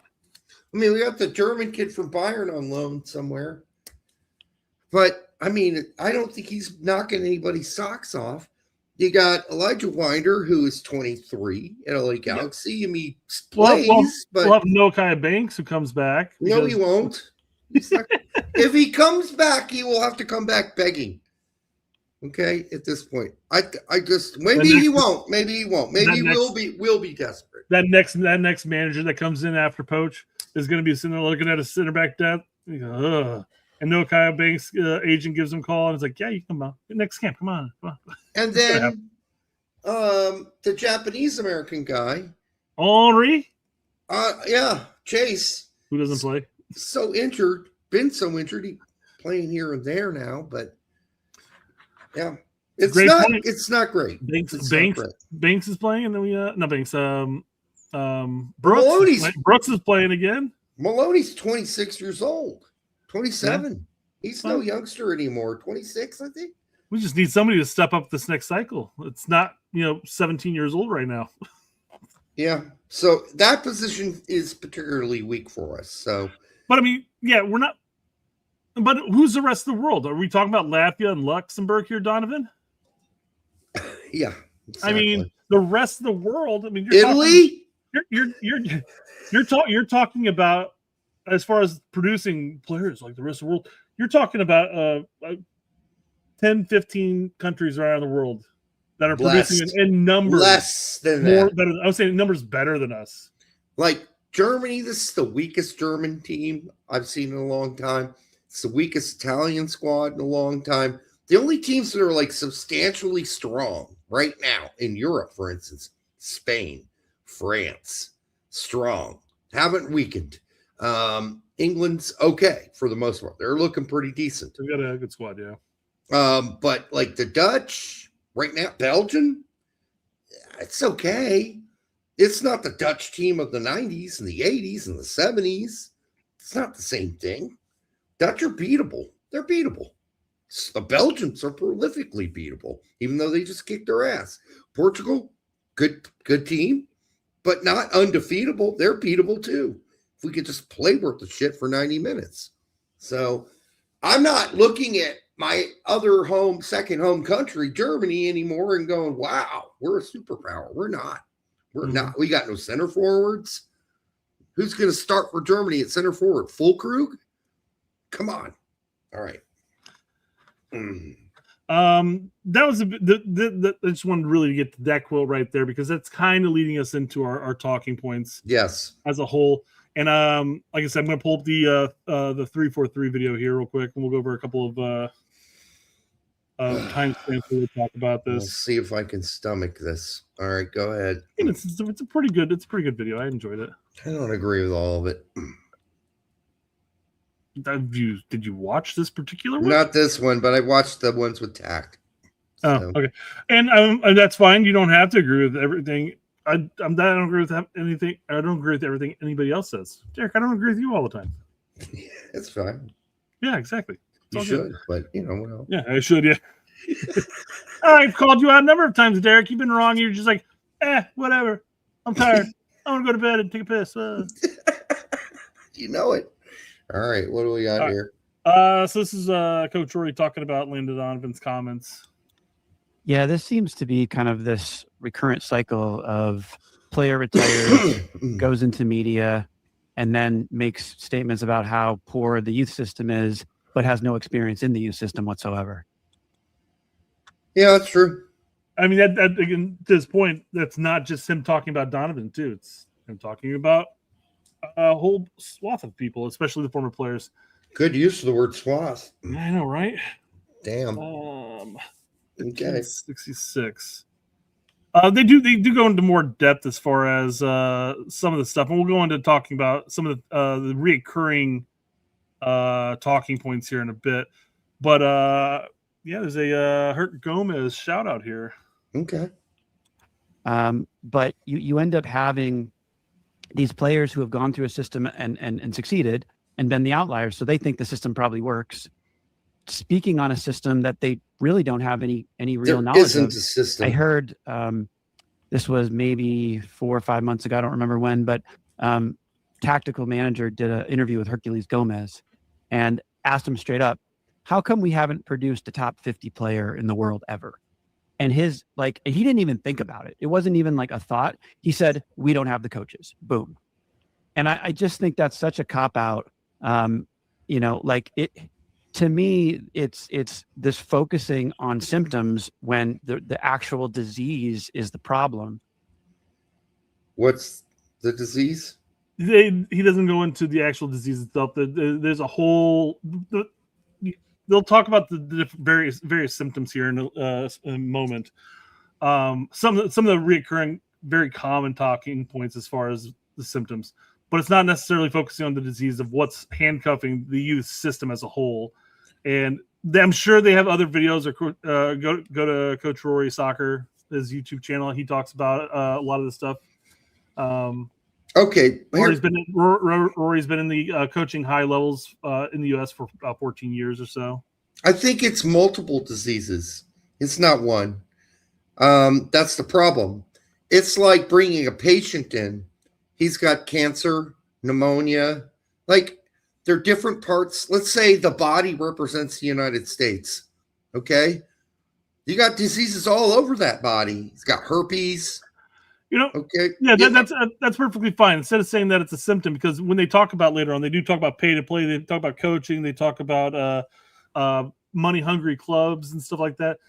Those aren't symptoms of one disease, of like one reason why all these things are occurring. Yeah. Those are various things that are occurring.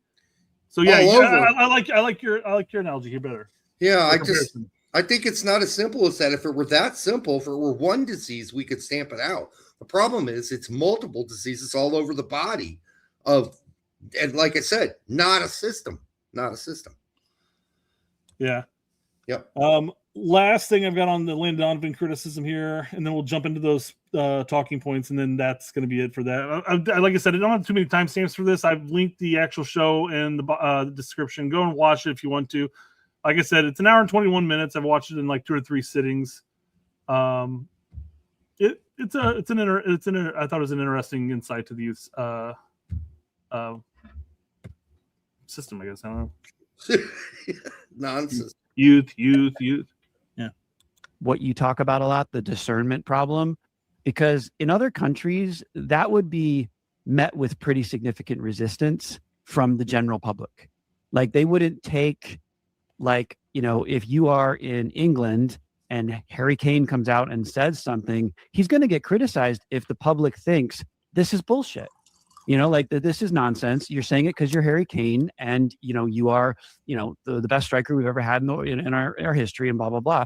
But here it's just taken as like fact. It's like, Clint Dempsey said this, or Michael Bradley said this, or and it's not really given the same level of discernment, probably. And I guess I would imagine you would say because of the education. I would give Michael Bradley a little more credit, but I think he was just throwing him out as another player that may have intake or insight into the game. But I think Michael Bradley has a deeper insight to this. Than Donovan and Dempsey for yeah. sure. Yeah. So. Like Donovan and Dempsey, like them talking about this, they are such non-experts on the U.S. soccer system and the clusterfuck and how it's not a system at all. It's not a system. It's chaos. That's what it is. It's every club on its own doing what it does. There is no real system. You can say, "Oh well, we sent them a 3-ring binder of everything they need to do at their club." Well, okay, that's a gigantic generalization of what they need to do and how they achieve those things. As far as they're concerned, is how they achieve them. They're not going to copy the club next to them or the club next to the right of them or south of them or north. Like, they do their own thing. Every club team does their own thing. There is no massive standardization out there. And does there need to be? That's another debate we need to have. Can this be regionalized? Does the whole fucking country need to play the same way? God, I hope not. I hope this is a big enough country that teams on the West Coast can have their style, teams on the East Coast can have their style, and you just find a way to mix them together and find a compromise when it comes to the national team. I don't think you're ever in a country this giant ever going to have a system. And therefore, if you don't have that, you're going to have a series of different diseases and problems across the country that are going to be one different from the other, depending on the region. One will have herpes, the other one will have heart disease, the other one will have cancer, one will have shingles. Like, it's all going to be different problems for different people. Mm-hmm. And solving all those different problems for all those different people isn't necessarily going to be solved by massive standardization, because massive standardization, by the way, in many ways, leads to dogma. And dogma's bad too. It's not good to be dogmatic. There was a different way, even in the German clubs through the 80s, 90s, every club system had their own way of playing the game. Like, all the German clubs didn't play the way, they didn't approach the game the same way. They built their players in different ways. Different coaches had different concepts. There was no unified concept. And you can argue whether that's good or not. You can also argue, well, they weren't unified, but at least they were thematically close enough that players from one team on the national team playing with other players from a different club team on a national team could figure out how to play together. Yeah, it wasn't that dramatically different. So that's where we need to get to. Yes, there are going to be differences, but are we close enough on the general things that we can put together a national team that can communicate and play together? That's the bottom line.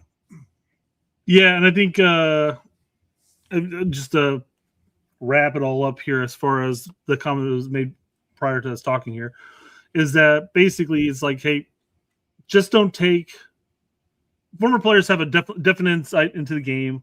They're great at what they did, not taking anything away from them, but that doesn't necessarily mean that they know everything about everything. They're not experts. They're not experts. I mean, again, I'm going to mention again, but Coach Rory never played – I don't think he's ever played professional. I think he played collegiate level. I think it was the highest he's ever played. Sure. And we played high school. Yeah. So, I mean, what do we know, right? Exactly, right? Except we've been following this mess for 40 years. Yeah. Yeah. So it's just, and his whole point with England and stuff like that is don't just take what a former player says as pure fact, especially when you're talking about a player who has little to no experience in the youth topic development that you're talking about. Yeah. So, I mean, Tab Ramos would be a guy you have on if you want to talk about youth development on a national team scale, right? That's who you have on for that discussion, not Landon Donovan. Okay. And hey, if this becomes the passion and he wants to start, fixing the youth system one club at a time, sort of like when all this decided, well, I'm not going to have any luck with U.S. soccer or anything like that, so I'm just going to form my academy and then do things my way. And if Donovan and other players want to go out and do that, and they do it well, then yeah, more props to them. But I mean, again, Donovan's, as far as I've known, as far as I can tell, he doesn't really have any level of expertise as far as youth development is concerned. He went from. I mean, outside of him being a youth at one point and getting developed, of course, and being a player, but I mean, how many youth teams has he actually coached? What board of club has he sat upon? None. He definitely was a coach and part owner of San Diego, but we're talking about grown ass adults there. You can criticize the Claybons. You can criticize Ramos. You can criticize almost anyone who's been operationally inside the non-system that is U.S. soccer, for sure. None of them have been able to sort this out because it's not sortable. It's not fixable in any grand scheme sort of way. So, well, you had Matt Crocker who literally did this for Sunderland, and he comes over here, and what's the big quote from him? Oh, this is too big. It's way too fucking big, man. It's unfixable. It's unworkable. It's too big. Yeah. This is the system that I would like to implement, but it is too big and too complex. Yeah.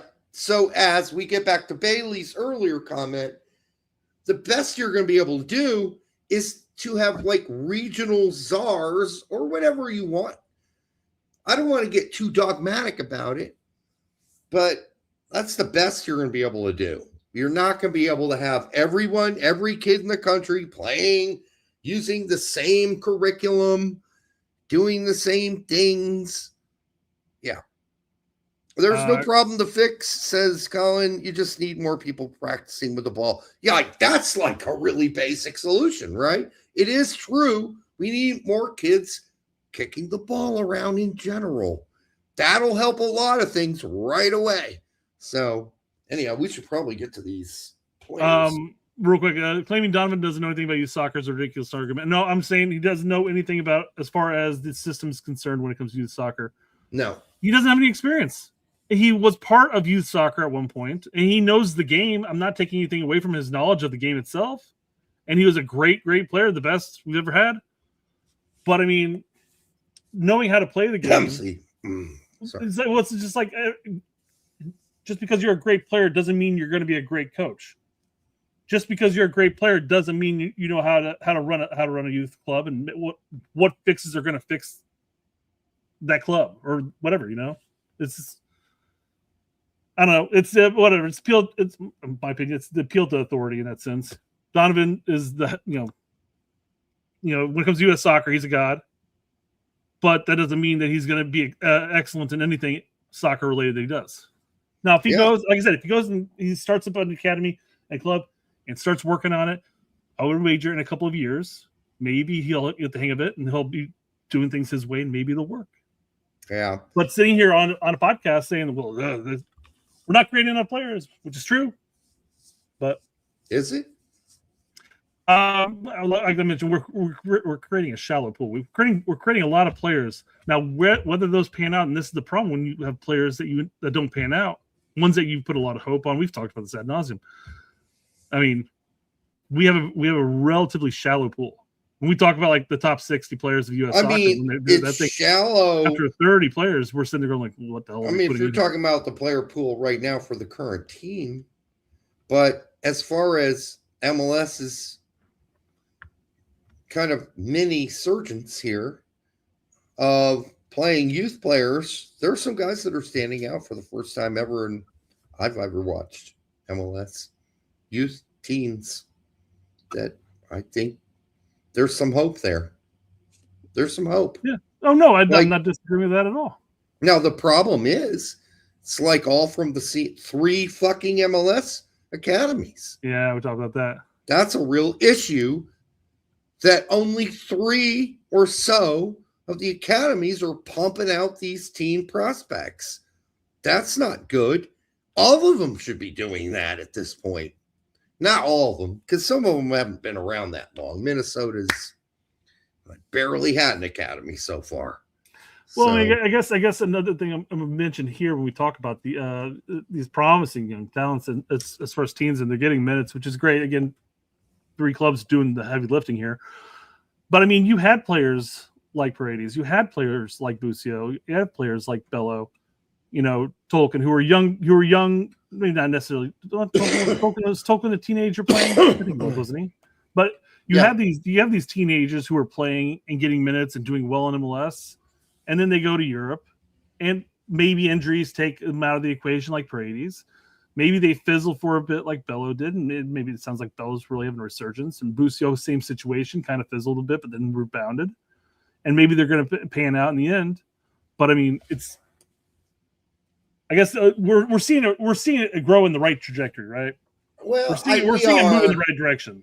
Listen, none of those guys, Tolkien, etc., or any of the guys you mentioned, were superstars already, or players you tuned in to watch games for because you're like, wow, they're going to have an impact on this game. We're also talking about, well, 2 of the 4 players I mentioned were left and right backs. Correct. Yeah, But they're not. More often than not, you're not turning in to watch. I tuned in and said they're good players. They're good. I didn't say, whoa, that's a high ceiling guy. That's not what I said ever watching Tolkien or any of the guys you mentioned. I never watched them and went, that's a fucking high ceiling player. Right? Now I'm watching guys and I'm going, that's a potentially very high ceiling player. And we can go through them. Let's go through them. Yeah, I'd love to get rid of some of these. Let's get rid of them. By the way, I'm going to start with one you don't have, by the way, because I added them later. Oh, just now? Okay. Yeah. And that's Zachary's. I know that's not how it's pronounced any longer. That's how it should be pronounced. But I mean, he's 20 years old. People forget how young he is. He's really playing well right now. Like, outstanding. I tune in for San Jose games. I'm a Bruce Arena fan. So I'm watching all of Bruce's games regardless because I love Bruce. And man, Nico's playing really good right now. It is funny, and I'm definitely not a doom and gloom mindset, quite frankly. On anything, I'm more optimistic than most people when it comes to stuff. I'm a Chicago Fire fan, of course I am. Mm-hmm. It's just it is. I was never under the impression, like even a year ago, people were sitting there going like, "Oh, where are all the young players that are coming up, and who's going to be stepping up for these aging out players?" Blah blah blah. And I was aging out. Well, I mean, after this cycle, I mean, what Pulisic's going to be 28, Haji's 28. Then they've got one more cycle ahead of them. Yeah, at least we got time. We got time. We got about a good between Pulisic's injury, drawing fouls constantly, and aging. I mean, he's going to be losing speed. His technical ability is still going to be there, and he's still going to be a very vital person, obviously, for the next cycle and maybe the next cycle. But you got to start thinking about who's going to be jumping in there. I think Pulisic's got till he's like 32. And I think. So when I said, hey, the next cycle, you're like, at least. Well, how old is Pulisic right now? He's 20. He's 28. 28. 28. I thought he's 27. 26, 27. I may be wrong. Well, okay. 27 right now. But September, he'll be 28. He'll be 32 next World Cup. That's his last World Cup. I think he can have a great impact in after that. But so that gives us 8 years. For Gozo, a guy like Xavier Gozo and his ceiling. That's what I was saying. The whole point. Well, the point of my entire point there was that say people were freaking out like, oh, who's going to step up? Who's going to step up? I'm like, well, guys, give it I'm with you. I'm saying yes. We have some incredibly young players on the team. We've got some mid-range players, and then we've got people who are going to age out next cycle. Yeah, we got time. I think we're fine. And this is some of the best MLS youth players I've seen in a while, frankly. Xavier Gozo being one of the bigger mind-blowing players. I've watched every game. I've watched every game he's played. I tune in just to watch him for the most part. He's could be the real deal, folks. Like I said, I'm not breaking out the lube or anything, but I'm fucking impressed. I'm very impressed. So I don't think he's going to be at RSL very long. I think he's going to be scooped up by somebody. And that's where he needs to be careful. Who's scooping you up, right? Yeah. And I mean, that Because that's a problem with being a rising star through MLS in the sense is that MLS is going to have an inflated market value by the time he gets out of here. And that's going to limit the number of clubs that are really going to be buying for him. I mean, you go through the RSL roster, it is packed with under 23s. Packed. It's ridiculous. That's a good thing. And it's not like they're getting their asses kicked. That's the other good thing. Well, and speaking of under 23s, we didn't include Luna in this conversation because he's already part of the conversation.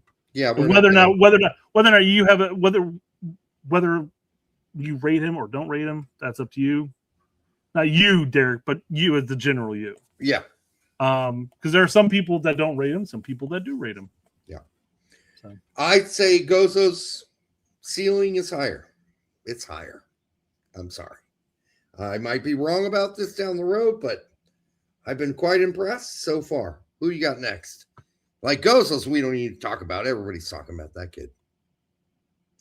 If I had time to do this, I would have placed them by club so that there wouldn't be haphazardly like, hey, here's another Real Salt Lake. Here's another Real Salt Lake. But it would all Real Salt Lake moving forward and so forth. But yeah, we could have done them all together by team. I'm going to let you cover Chris Brady as I grab another drink. Yeah, Chris Brady's having a good season with Chicago yet again. Improving. And as far as rumors are, may have locked in his the third goalkeeper spot because the coaching staff is pretty high on him. Mind you, the coaching staff's going to be gone at the end of the World Cup, so it doesn't really matter how high he is. But yeah, his contract does not expire in 2026. So we talked about this before. He's been re-signed. He's in Chicago until 2030, I think it is. So. I see him sticking with Chicago for another couple seasons, which is good, quite frankly. At 22, he could use another couple seasons butting up and then make the move over. Although the $2.5 million is also a ridiculous value. I don't think it's going to be. I think Chicago's going to require much more to sell him off. I just need to see Chris Brady take one more step. One more. Like, I need him to set himself apart from the Turners and the Freezes and just be like pretty demonstrably better than them in every way. Yep. And he's young enough to do it. Quite frankly, I think being with Greg Berhalter may be the best thing for him in this sense, because the way that Brady needs improvement, quite frankly, all of our goalkeepers need to improve on is being able to play with his feet. His distribution out from there. Well, it's forcing, and that's how Berhalter wants to play. So it's going to force him to play that style. Yep. All right, next guy, it's Diego Kochen. Yeah, so this guy needs to just play. He needs to play somewhere. He cannot. He's asked for a fucking loan. Yeah, really he needs to get out. Needs to play somewhere. I don't care if it's a loan to, the second division, whatever you got to do, just get out and go play. For whatever reason, they have not been open to letting him do that. And I don't know how much longer. I know he's super young. I get it. Yeah. Get out, get some time. Well, I think the problem is that they're kind of like sprinkling hope in there. Oh, yes. He's on the bench. He's going to be the third option. No, maybe he's going to be the backup if this guy does this. It's time. I don't know. You'd imagine that Barcelona would also want to get a loan, get him out there. If they have expectations for the kid, yeah, you'd want him to start getting some playing time. Absolutely. Send him down to second division. Mm-hmm. Yeah. Next, yeah. Arguably the very few youth games and highlight reels I've seen, I'm encouraged with his being able to play with his feet. His feet are great. In fact, a little scary how good he even believes in himself. Drill around strikers who come at him. Oh, I'm going to fake your ass out. Yeah, okay. We've already talked about these a lot today. Yep, we already did. Obviously a promising talent. Obviously going to step up, and obviously going to be a big player for the U.S. To me, currently, he is the best youth player we have. The best of all the rest is Matisse Albert. So please get out there and pronounce it as Matisse Albert, please. Anyhow, so we'll see how that goes since he's made his debut. Mm-hmm. But you know, if I want to rate my levels of ceiling, so from 1 to 10, I already gave him an 8. I gave Gozo, I would give him an 8 too. I think he's around, but I'd give Matisse Albert maybe an 8.5.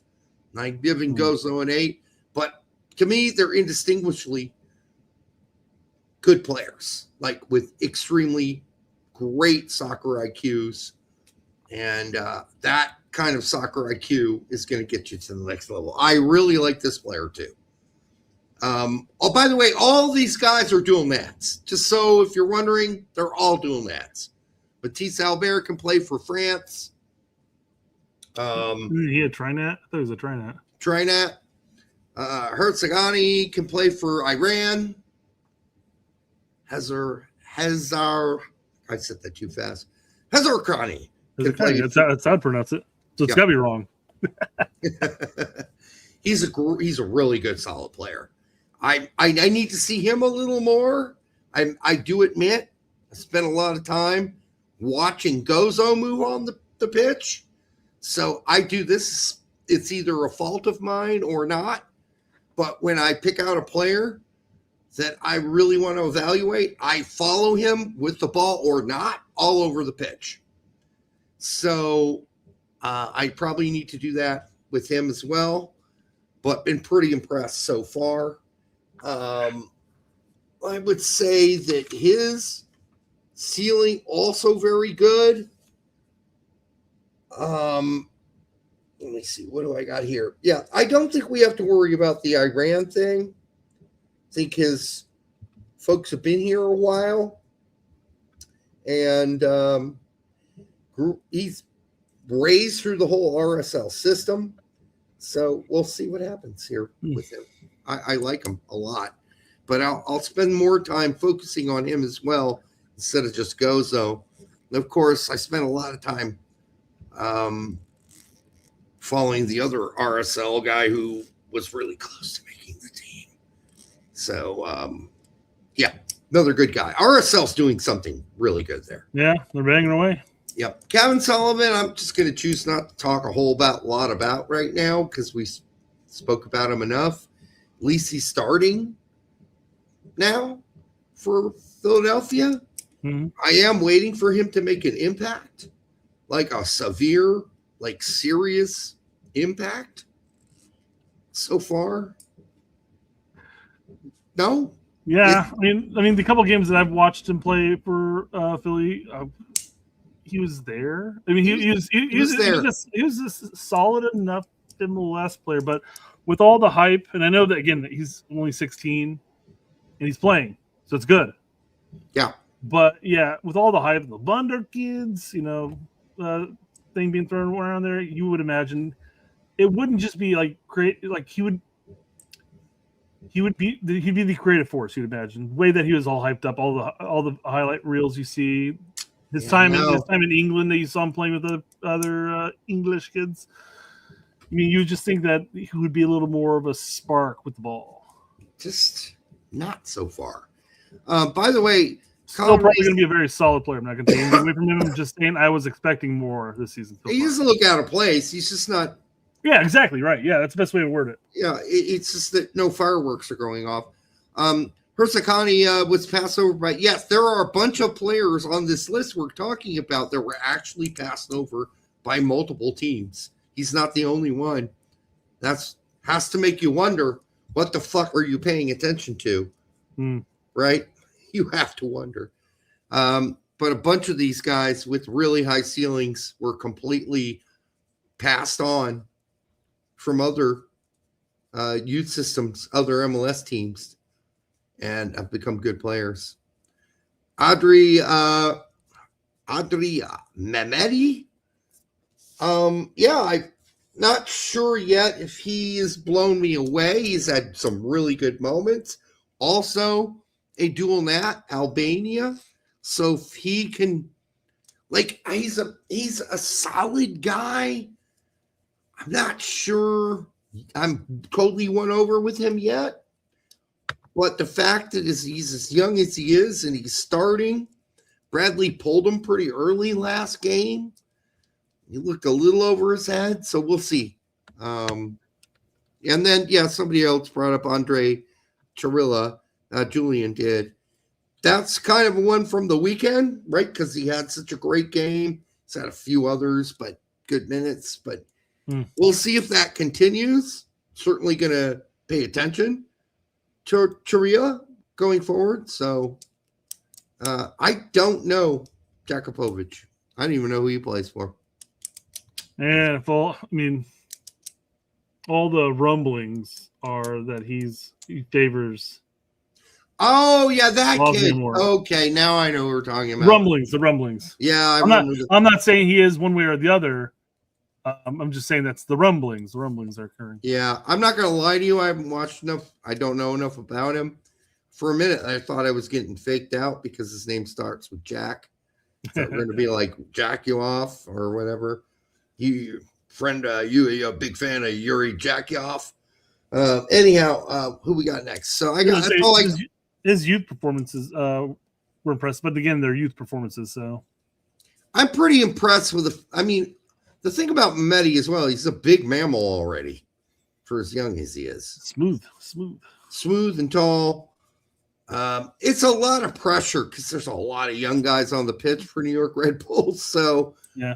Playing against grown fucking men. He is 17. And props to Red Bulls. Not having a terrible season by any means.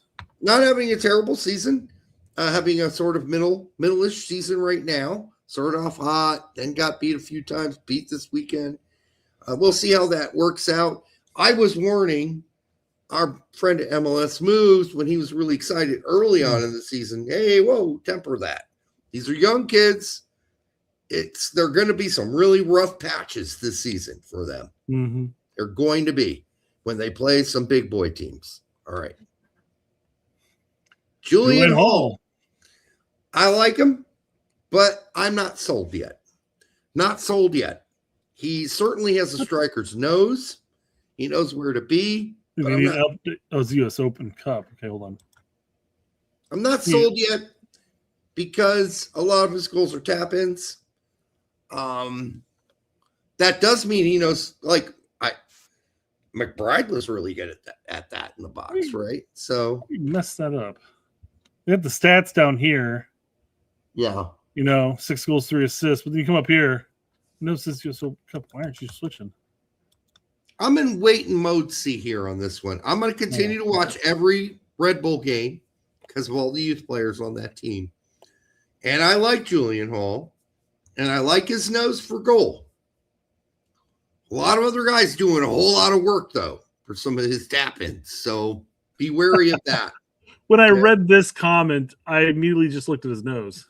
I wasn't realizing until you said he has a nose for goal. I'm like, oh, I get it. But yeah. So I like him. I'm still watching. This is one of our hopefully promising center backs. Hopefully. It says he plays left back. No, left back. How tall is he? 1.76 meters. Yeah, it's not tall enough really for center back. It could be, right? But it's generally a little on the short side. Yeah. He's 5'7", 5'8". Yeah, he's not going to grow anymore. He's done at growing. That's fine. Whatever. You don't have to be super tall to be a left back. But I like him as a player so far.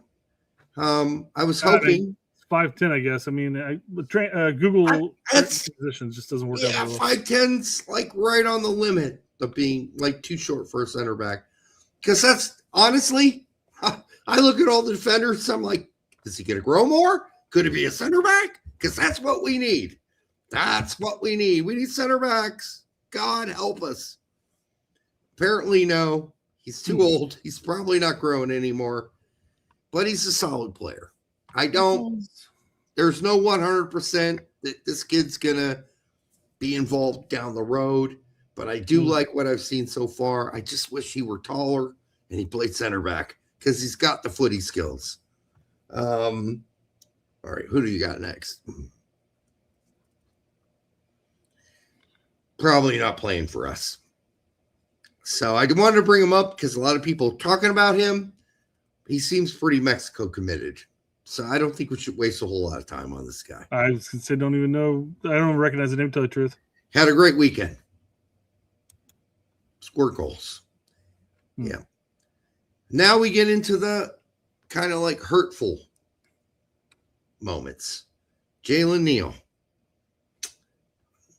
traded to Montreal. I mean, if you're LAFC or excuse me, if you're LA and you really think this kid is going to contribute, if you're the Galaxy, do you really just trade him away to the fucking Montreal? Obviously, they saw something they didn't like or weren't that enthused about. Well, maybe they made an offer they couldn't refuse. It wasn't that great. It wasn't that great. When you added Neil in there, I was really tempted to add in Christopher Cups. I mean, he's a 17-year-old center back, mind you. He's not playing right now, but I mean, he's That's somebody a good to keep an eye one. on. Yes, good one, Brett. I did not have him on my list. Yeah, Cups, definitely. Eyes on Cups. Yes. Yeah. I'm hoping Neil pulls it back, man. I do still too. As center back, but I'm hoping he pulls it back. Just because I lay around, and well, I don't really. I'm joking when I say the only position I lay around at night worrying about is, well, if I did lay around worrying about any position, it would be center back. Okay. Yeah. So Cups is a great shout out from Brett. Yep. Next. I mean, listen, on the absence of Josh Winder, all we are getting is Elijah starting. And I watch every Galaxy game, so he's played pretty well. He's the older brother, I think. He's 24 or 23. Yeah, he's pretty old already, but he starts every game. It's more than you can say for Josh. We'll see. It's a Galaxy. I mean, pull back a little bit. Yeah.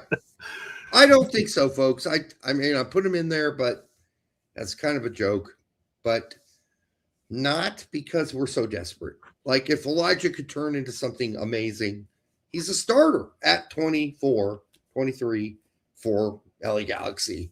He's pretty young still, considerably for a center back. Could he develop still into something that Josh seems to not be developing into? I mean, yeah. Are they brothers? I thought they were. I mean, they're both from Kentucky. Same last name. Maybe they're cousins? I don't know. I thought they were brothers. It could be. I mean, you were talking about a 3-year gap. I mean, they could switch cities at the point. I don't know. If they're not brothers, I am going to be shocked. They're from the same fucking state. Yeah. And they're not brothers. They're not related. Oh. Where does it say relations on here? Keep going. And there it is. Yeah, look at that. Okay, they are related. In fact, brother. My guess is correct. Derek, you're not canceled today. Thank goodness. Anyhow, the Winder brothers. Big maybes, people. Big maybes. Not guaranteed for the future. Neither of them. Yeah. Sorry. God. Wish it was better for Josh, but it's not. Not been great. Every time they're like, he could start for Benfica. This could be the game. Nope. Injured. All right. We got a yeah, pull it up here in a sec. Okay. I'm pulling this up. Okay, I'm just for Benfica, he's just not been in the squad all season. Yeah, exactly. And he's only got 5 games for if you go to his injury stats, injured for most of it. Well, I mean, usually if it's injured, it says injury for whatever type. That's true with the little thing there. Yep. Yeah, it's not promising. Not that Benfica's some small dinky ass team. They're not. They're the biggest team in fucking Portugal. Maybe you don't go to the biggest team in Portugal. Maybe you go to a team in Portugal where you're going to play. All right. So Kinkelo says for $4.99, thank you, brother. And thanks to the 99 of you who showed up tonight when obviously Brett's been hacked and we can't connect to Twitter anymore. So we've lost about 100 plus people that usually are here. Before we get to just to cap off Josh, because you said maybe you don't go to the best team in Portugal. I mean, Louisville did get a hefty $1.2 million fee for him, and they're probably pretty happy. Well, I mean, for USL side, that's pretty solid. Yes, yeah. And that's where you kind of want to go is you want to, but I mean, yeah, I mean, if you have your other options, I mean, I don't know who else was interested with them at the time. Well, 1.2 million buys you at least 5 or 6 salaried players the next season. Mm-hmm. All right. Don't do it now. Yeah. I can't believe we don't have Musa on the radar again. It makes my balls itches thinking we're gonna have rolled on. Gio's mom might bring some BS. IF. Well, listen, here's the thing, Kinkella. I would rather have Musa myself, but Musa's done no favors for himself. None. And we talked about this earlier tonight, so rewind later. It's unfortunate. But you go to Atalanta and you don't play, and he's not playing. Didn't play this weekend either. Hasn't played for a few weeks. It's unfortunate, but he kind of did it to himself. As they say, he's kind of missing one thing. It's called the Eye of the Tiger, man. Have you watched the Rocky movies? He's missing that. And he needs to do something there. Quit being a nice dude. Do some, he can be a gentleman because he is a gentleman, but he's also a sweetie pie. Sweetie pie thing needs to go. Julian Eystone, a lot of people talking about him because he's at Brentford. Yeah, that's a wait and see thing. Wait and see. Anybody getting too excited about Julian Eystone this early? Wait and see. We got to wait and see. He'll get loaned out to like a League One team. Then we'll see how he does. Yeah, we'll get his opportunity, and then we'll see. If you're gonna pick an EPL side to possibly break into, you're gonna pick Brentford's not a Brentford's terrible not option. bad. Yeah, I mean, not saying that they can always at some point always be relegation bound, but they've been mid-table to low mid-table.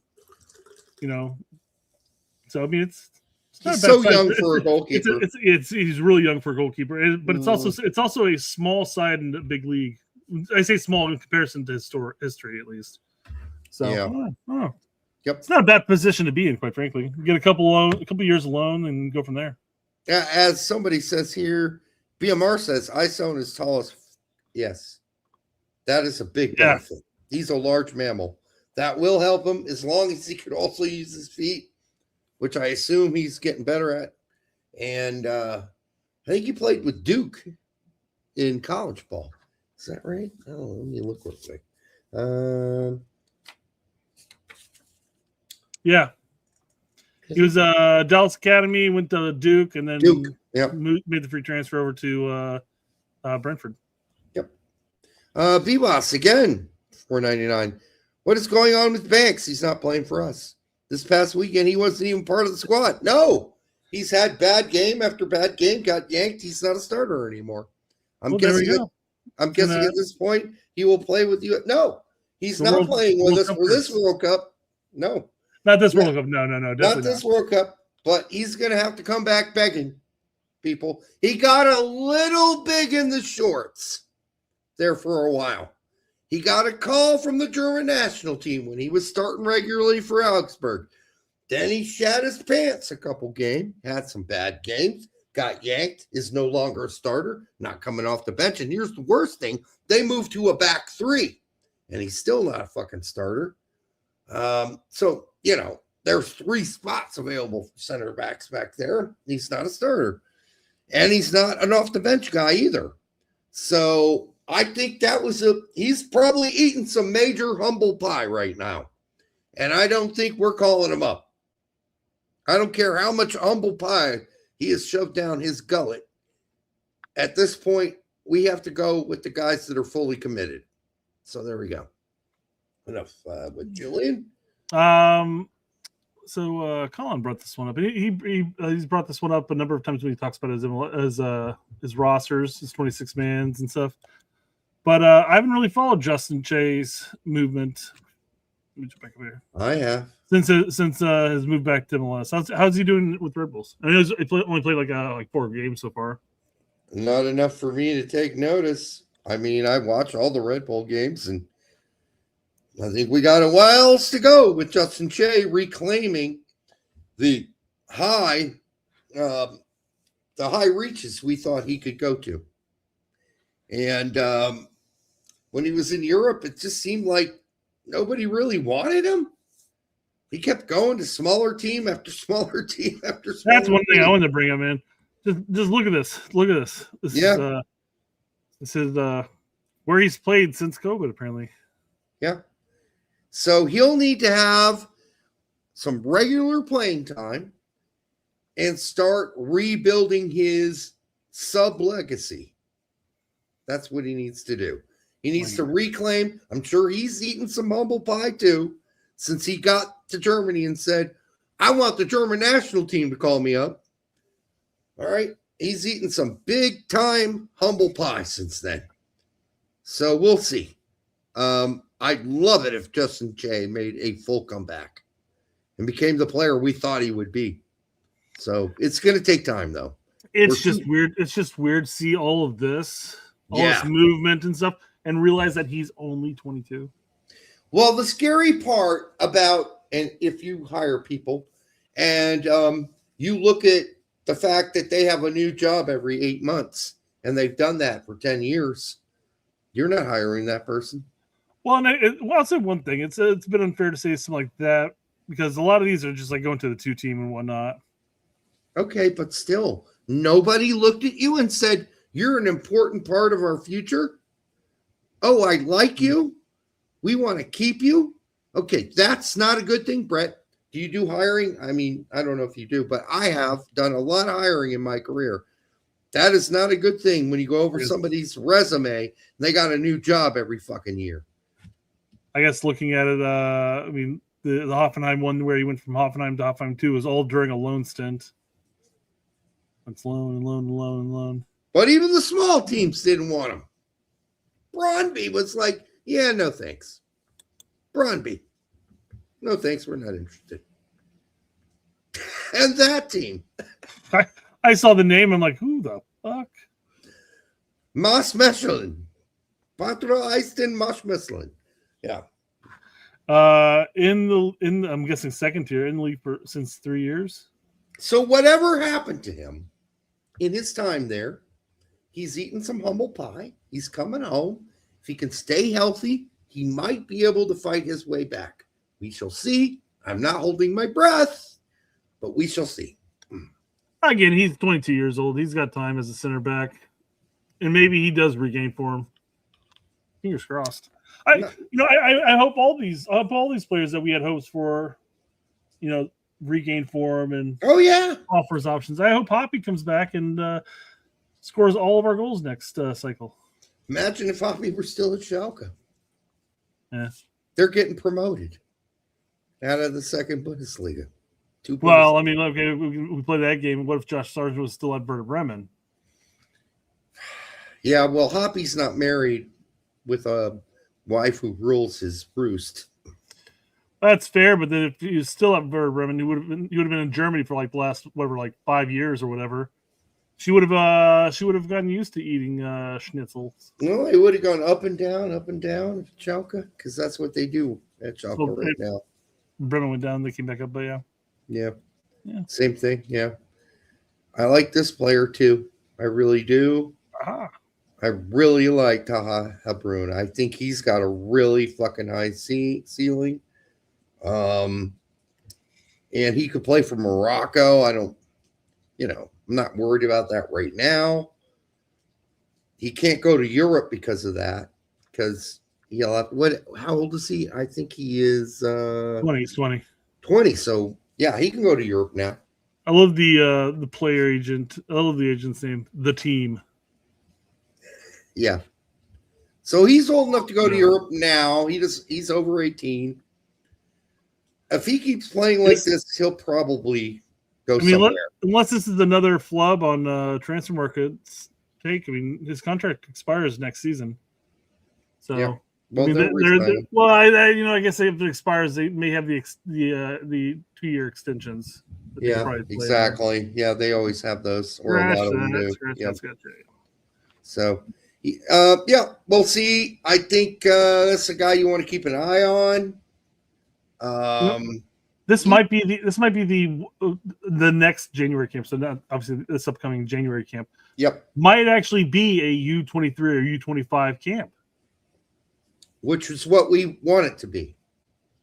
I mean, how interesting would that be? That you as a coach, you can have not saying have an excuse to call these players. You can call them whoever the fuck you want, but I mean, you could sit there and say, "Hey, my team for January is going to be a U23 team because these players are good." I don't know if he's eligible for Mexico as well. Never heard that one before, Spider. It doesn't specify here, at least, but again, you can get things wrong. Who knows? But yeah, I like this player. Someone to keep an eye on. He is 20. He's not in his teens like some of the other guys we talked about tonight. But yep. Anybody else? Who do we got left? Well, at least he's safe from death by masturbation, right? No longer a teen. I don't know about that. Well, yeah, I mean, but even at 20, could be like 62. Takes you out. And then this guy's a little less known. He is interestingly went through Minnesota, Philadelphia, the Fire, and LAFC's academies before going to Bayern Munich. Like, that's busy. Quite busy. Yeah. But whatever Bayern saw, they liked. So he's worth keeping an eye on. He is playing for our youth teams, one of the few European-based guys that are getting called up. So, yeah, worth at least keeping an eyeball on. He is not the first Bayern Munich guy to go to Bayern Munich that would amount to nothing. We've had plenty of those. So that could happen here too. Okay, so let's not get too excited. I like how he went from obviously the Fire and to Minnesota, the Philly, and then he was like, no club. Yeah. For like half a year. And then gets picked up by LAFC for about a year and a half there, and then makes the move over to Bayern 2. For how much? Hey, for a mil. Yeah. No, mil 5. Let me rephrase that. So they saw something. Bayern sees some, yeah. Yeah, they saw something. I mean, did he play for LAFC at all? I don't recognize this player, but no, I miss things all the time, but who knows? He played for LAFC 2, I think. MLS Cup. Next Pro. He's part of the Next Pro team. Yep. So but still, only averaging like less than about 30 minutes a game. So I say this in contradictory ways. One, it's pretty amazing that Bayern saw him and said, he might be something. We need to bring him. At the same time, I say Bayern have said that before and brought multiple players in Americans into Bayern's camps, and they've not amounted to a hill of beans, or they end up as 2 Bundesliga players or 3 Bundesliga players, or in Belgium or Holland playing it, fucking 20. All right. So let's not get too excited about it. So that's what we're going to do here. We're not whipping out the lube for Mr. Darbo. All right. We will keep an eye on him, though. So of all those players we listed, there were a few we said high ceiling possibilities. A lot of them are still wait and see. Jack wants to bring Brian up. He's not ours. He's Swiss as hell. He's Swiss right now, yeah. As far as he's concerned. Still eligible, but he's a center back. I'll start pushing. I'll start paying attention again to Brian Oko. But yeah, he's not been somebody that's been on the radar for some time. He seemed pretty committed to Switzerland. So, yeah, I would say Jack. Well, I mean, we lost him in the sense that he's playing for their youth squads, and we know how it is for players playing for the U.S. Youth squads that opt for other clubs or other nationalities. So, so anything's possible still. He's still up in the air, but he's leaning. He's like leaning into. And how has he been playing lately? Has he been playing? Can we look? Yeah, he's getting some minutes in there. Some. Okay, who's he playing for now? Lazan? Is that Lazan? No. Auxerre in France. Okay. All right. I would have gambled, but I was waiting for you to say it. Mm-hmm. So maybe I wasn't sure if that X was silent or there's only 2 R's. There should be like 5. So we'll see. We'll see. I am personally, when we come to center back, I'm open to anybody. Cruz Medina does not. This is bad by transfer market. He's not play at Tapatia, or whatever that says, like a second division Mexican team. I'm not ready to get too excited about this kid yet. So I'm going to just reserve. I know people mention him on the Twitter, but I'm not going to overdo it quite yet. I need to see more. So I'll be checking in. Auxerre, says Colin. Auxerre. The X is a Z in French. I said Auxerre. All right. That's why I Auxerre. That's why I wasn't going to fuck around with it.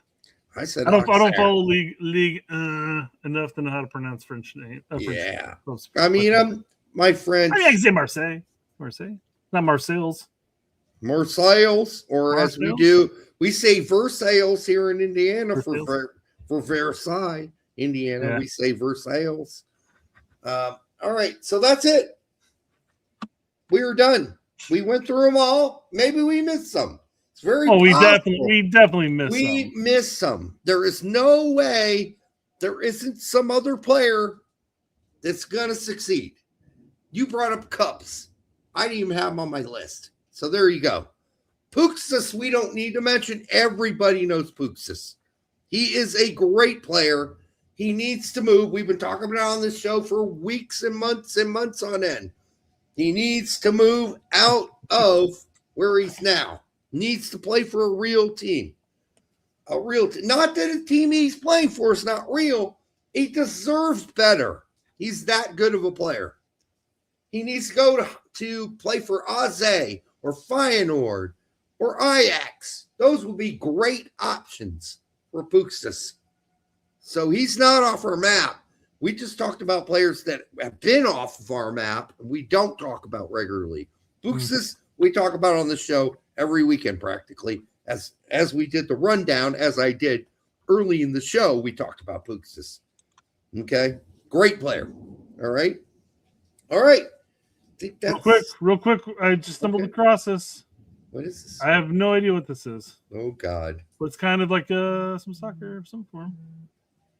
So guy gets clobbered, crunch, and then he looks at him, goes down, rubs his face in the ground, says something probably mean to him, and then he falls. He humps and then he rolls over like, "Hey, I got a foul on me! Oh, come on!" His teammates came in and say, "What the fuck's your problem, bitch?" What kind of weird league is this? Wembley Rangers versus Prime FC. Sounds like some generic ass fucking indoor teams is what it sounds like to me. All right. Generic fucking name teams. Generic. Apparently it's the Ballers League. That's generic as fuck. Ballers League. You know, I saw somebody. This is the Influencer League, and I saw Prime FC, and I initially thought of Prime and wondered if that was the case. But fucking Influencer League can suck my cock until tomorrow. Crap. Fuck that shit. Watch real soccer. Got to be bored to watch that. It's cool. The influencers are all picking up soccer, and you know. Yeah, get the young kids interested in it. Yeah, whatever. Anyhow, spread the word. Put it out. Like, after the show's over, put the link out if you can on your Twitter, since we are hacked and we can no longer advertise our show on Twitter. We are fucked right now. And yeah, we can't even put our show on Twitter live. So we lost like 120 people tonight. That's awesome. Now, Jack says you're an influencer, Derek. I was. I'm not anymore. Yeah, you're on YouTube. Yeah, but I'm not really an influencer. I'm a crabby old man. All right. We'll see you soon, guys. Have a great week. We'll be back on Monday. Until then, good night. Thank you.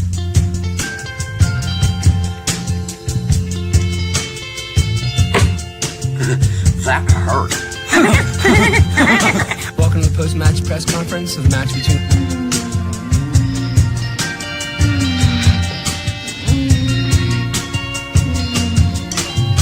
Sometimes people have sex in different ways. 69. And one way is a type of sex called oral sex. It's really good. You know, I don't particularly enjoy it. set the right tone, set the standards. No, it's not one of my favorites. And knowledge and also experience from different people. And Only if you're doing it right. I am very good. Every man thinks he knows which positions women love, but most are completely wrong.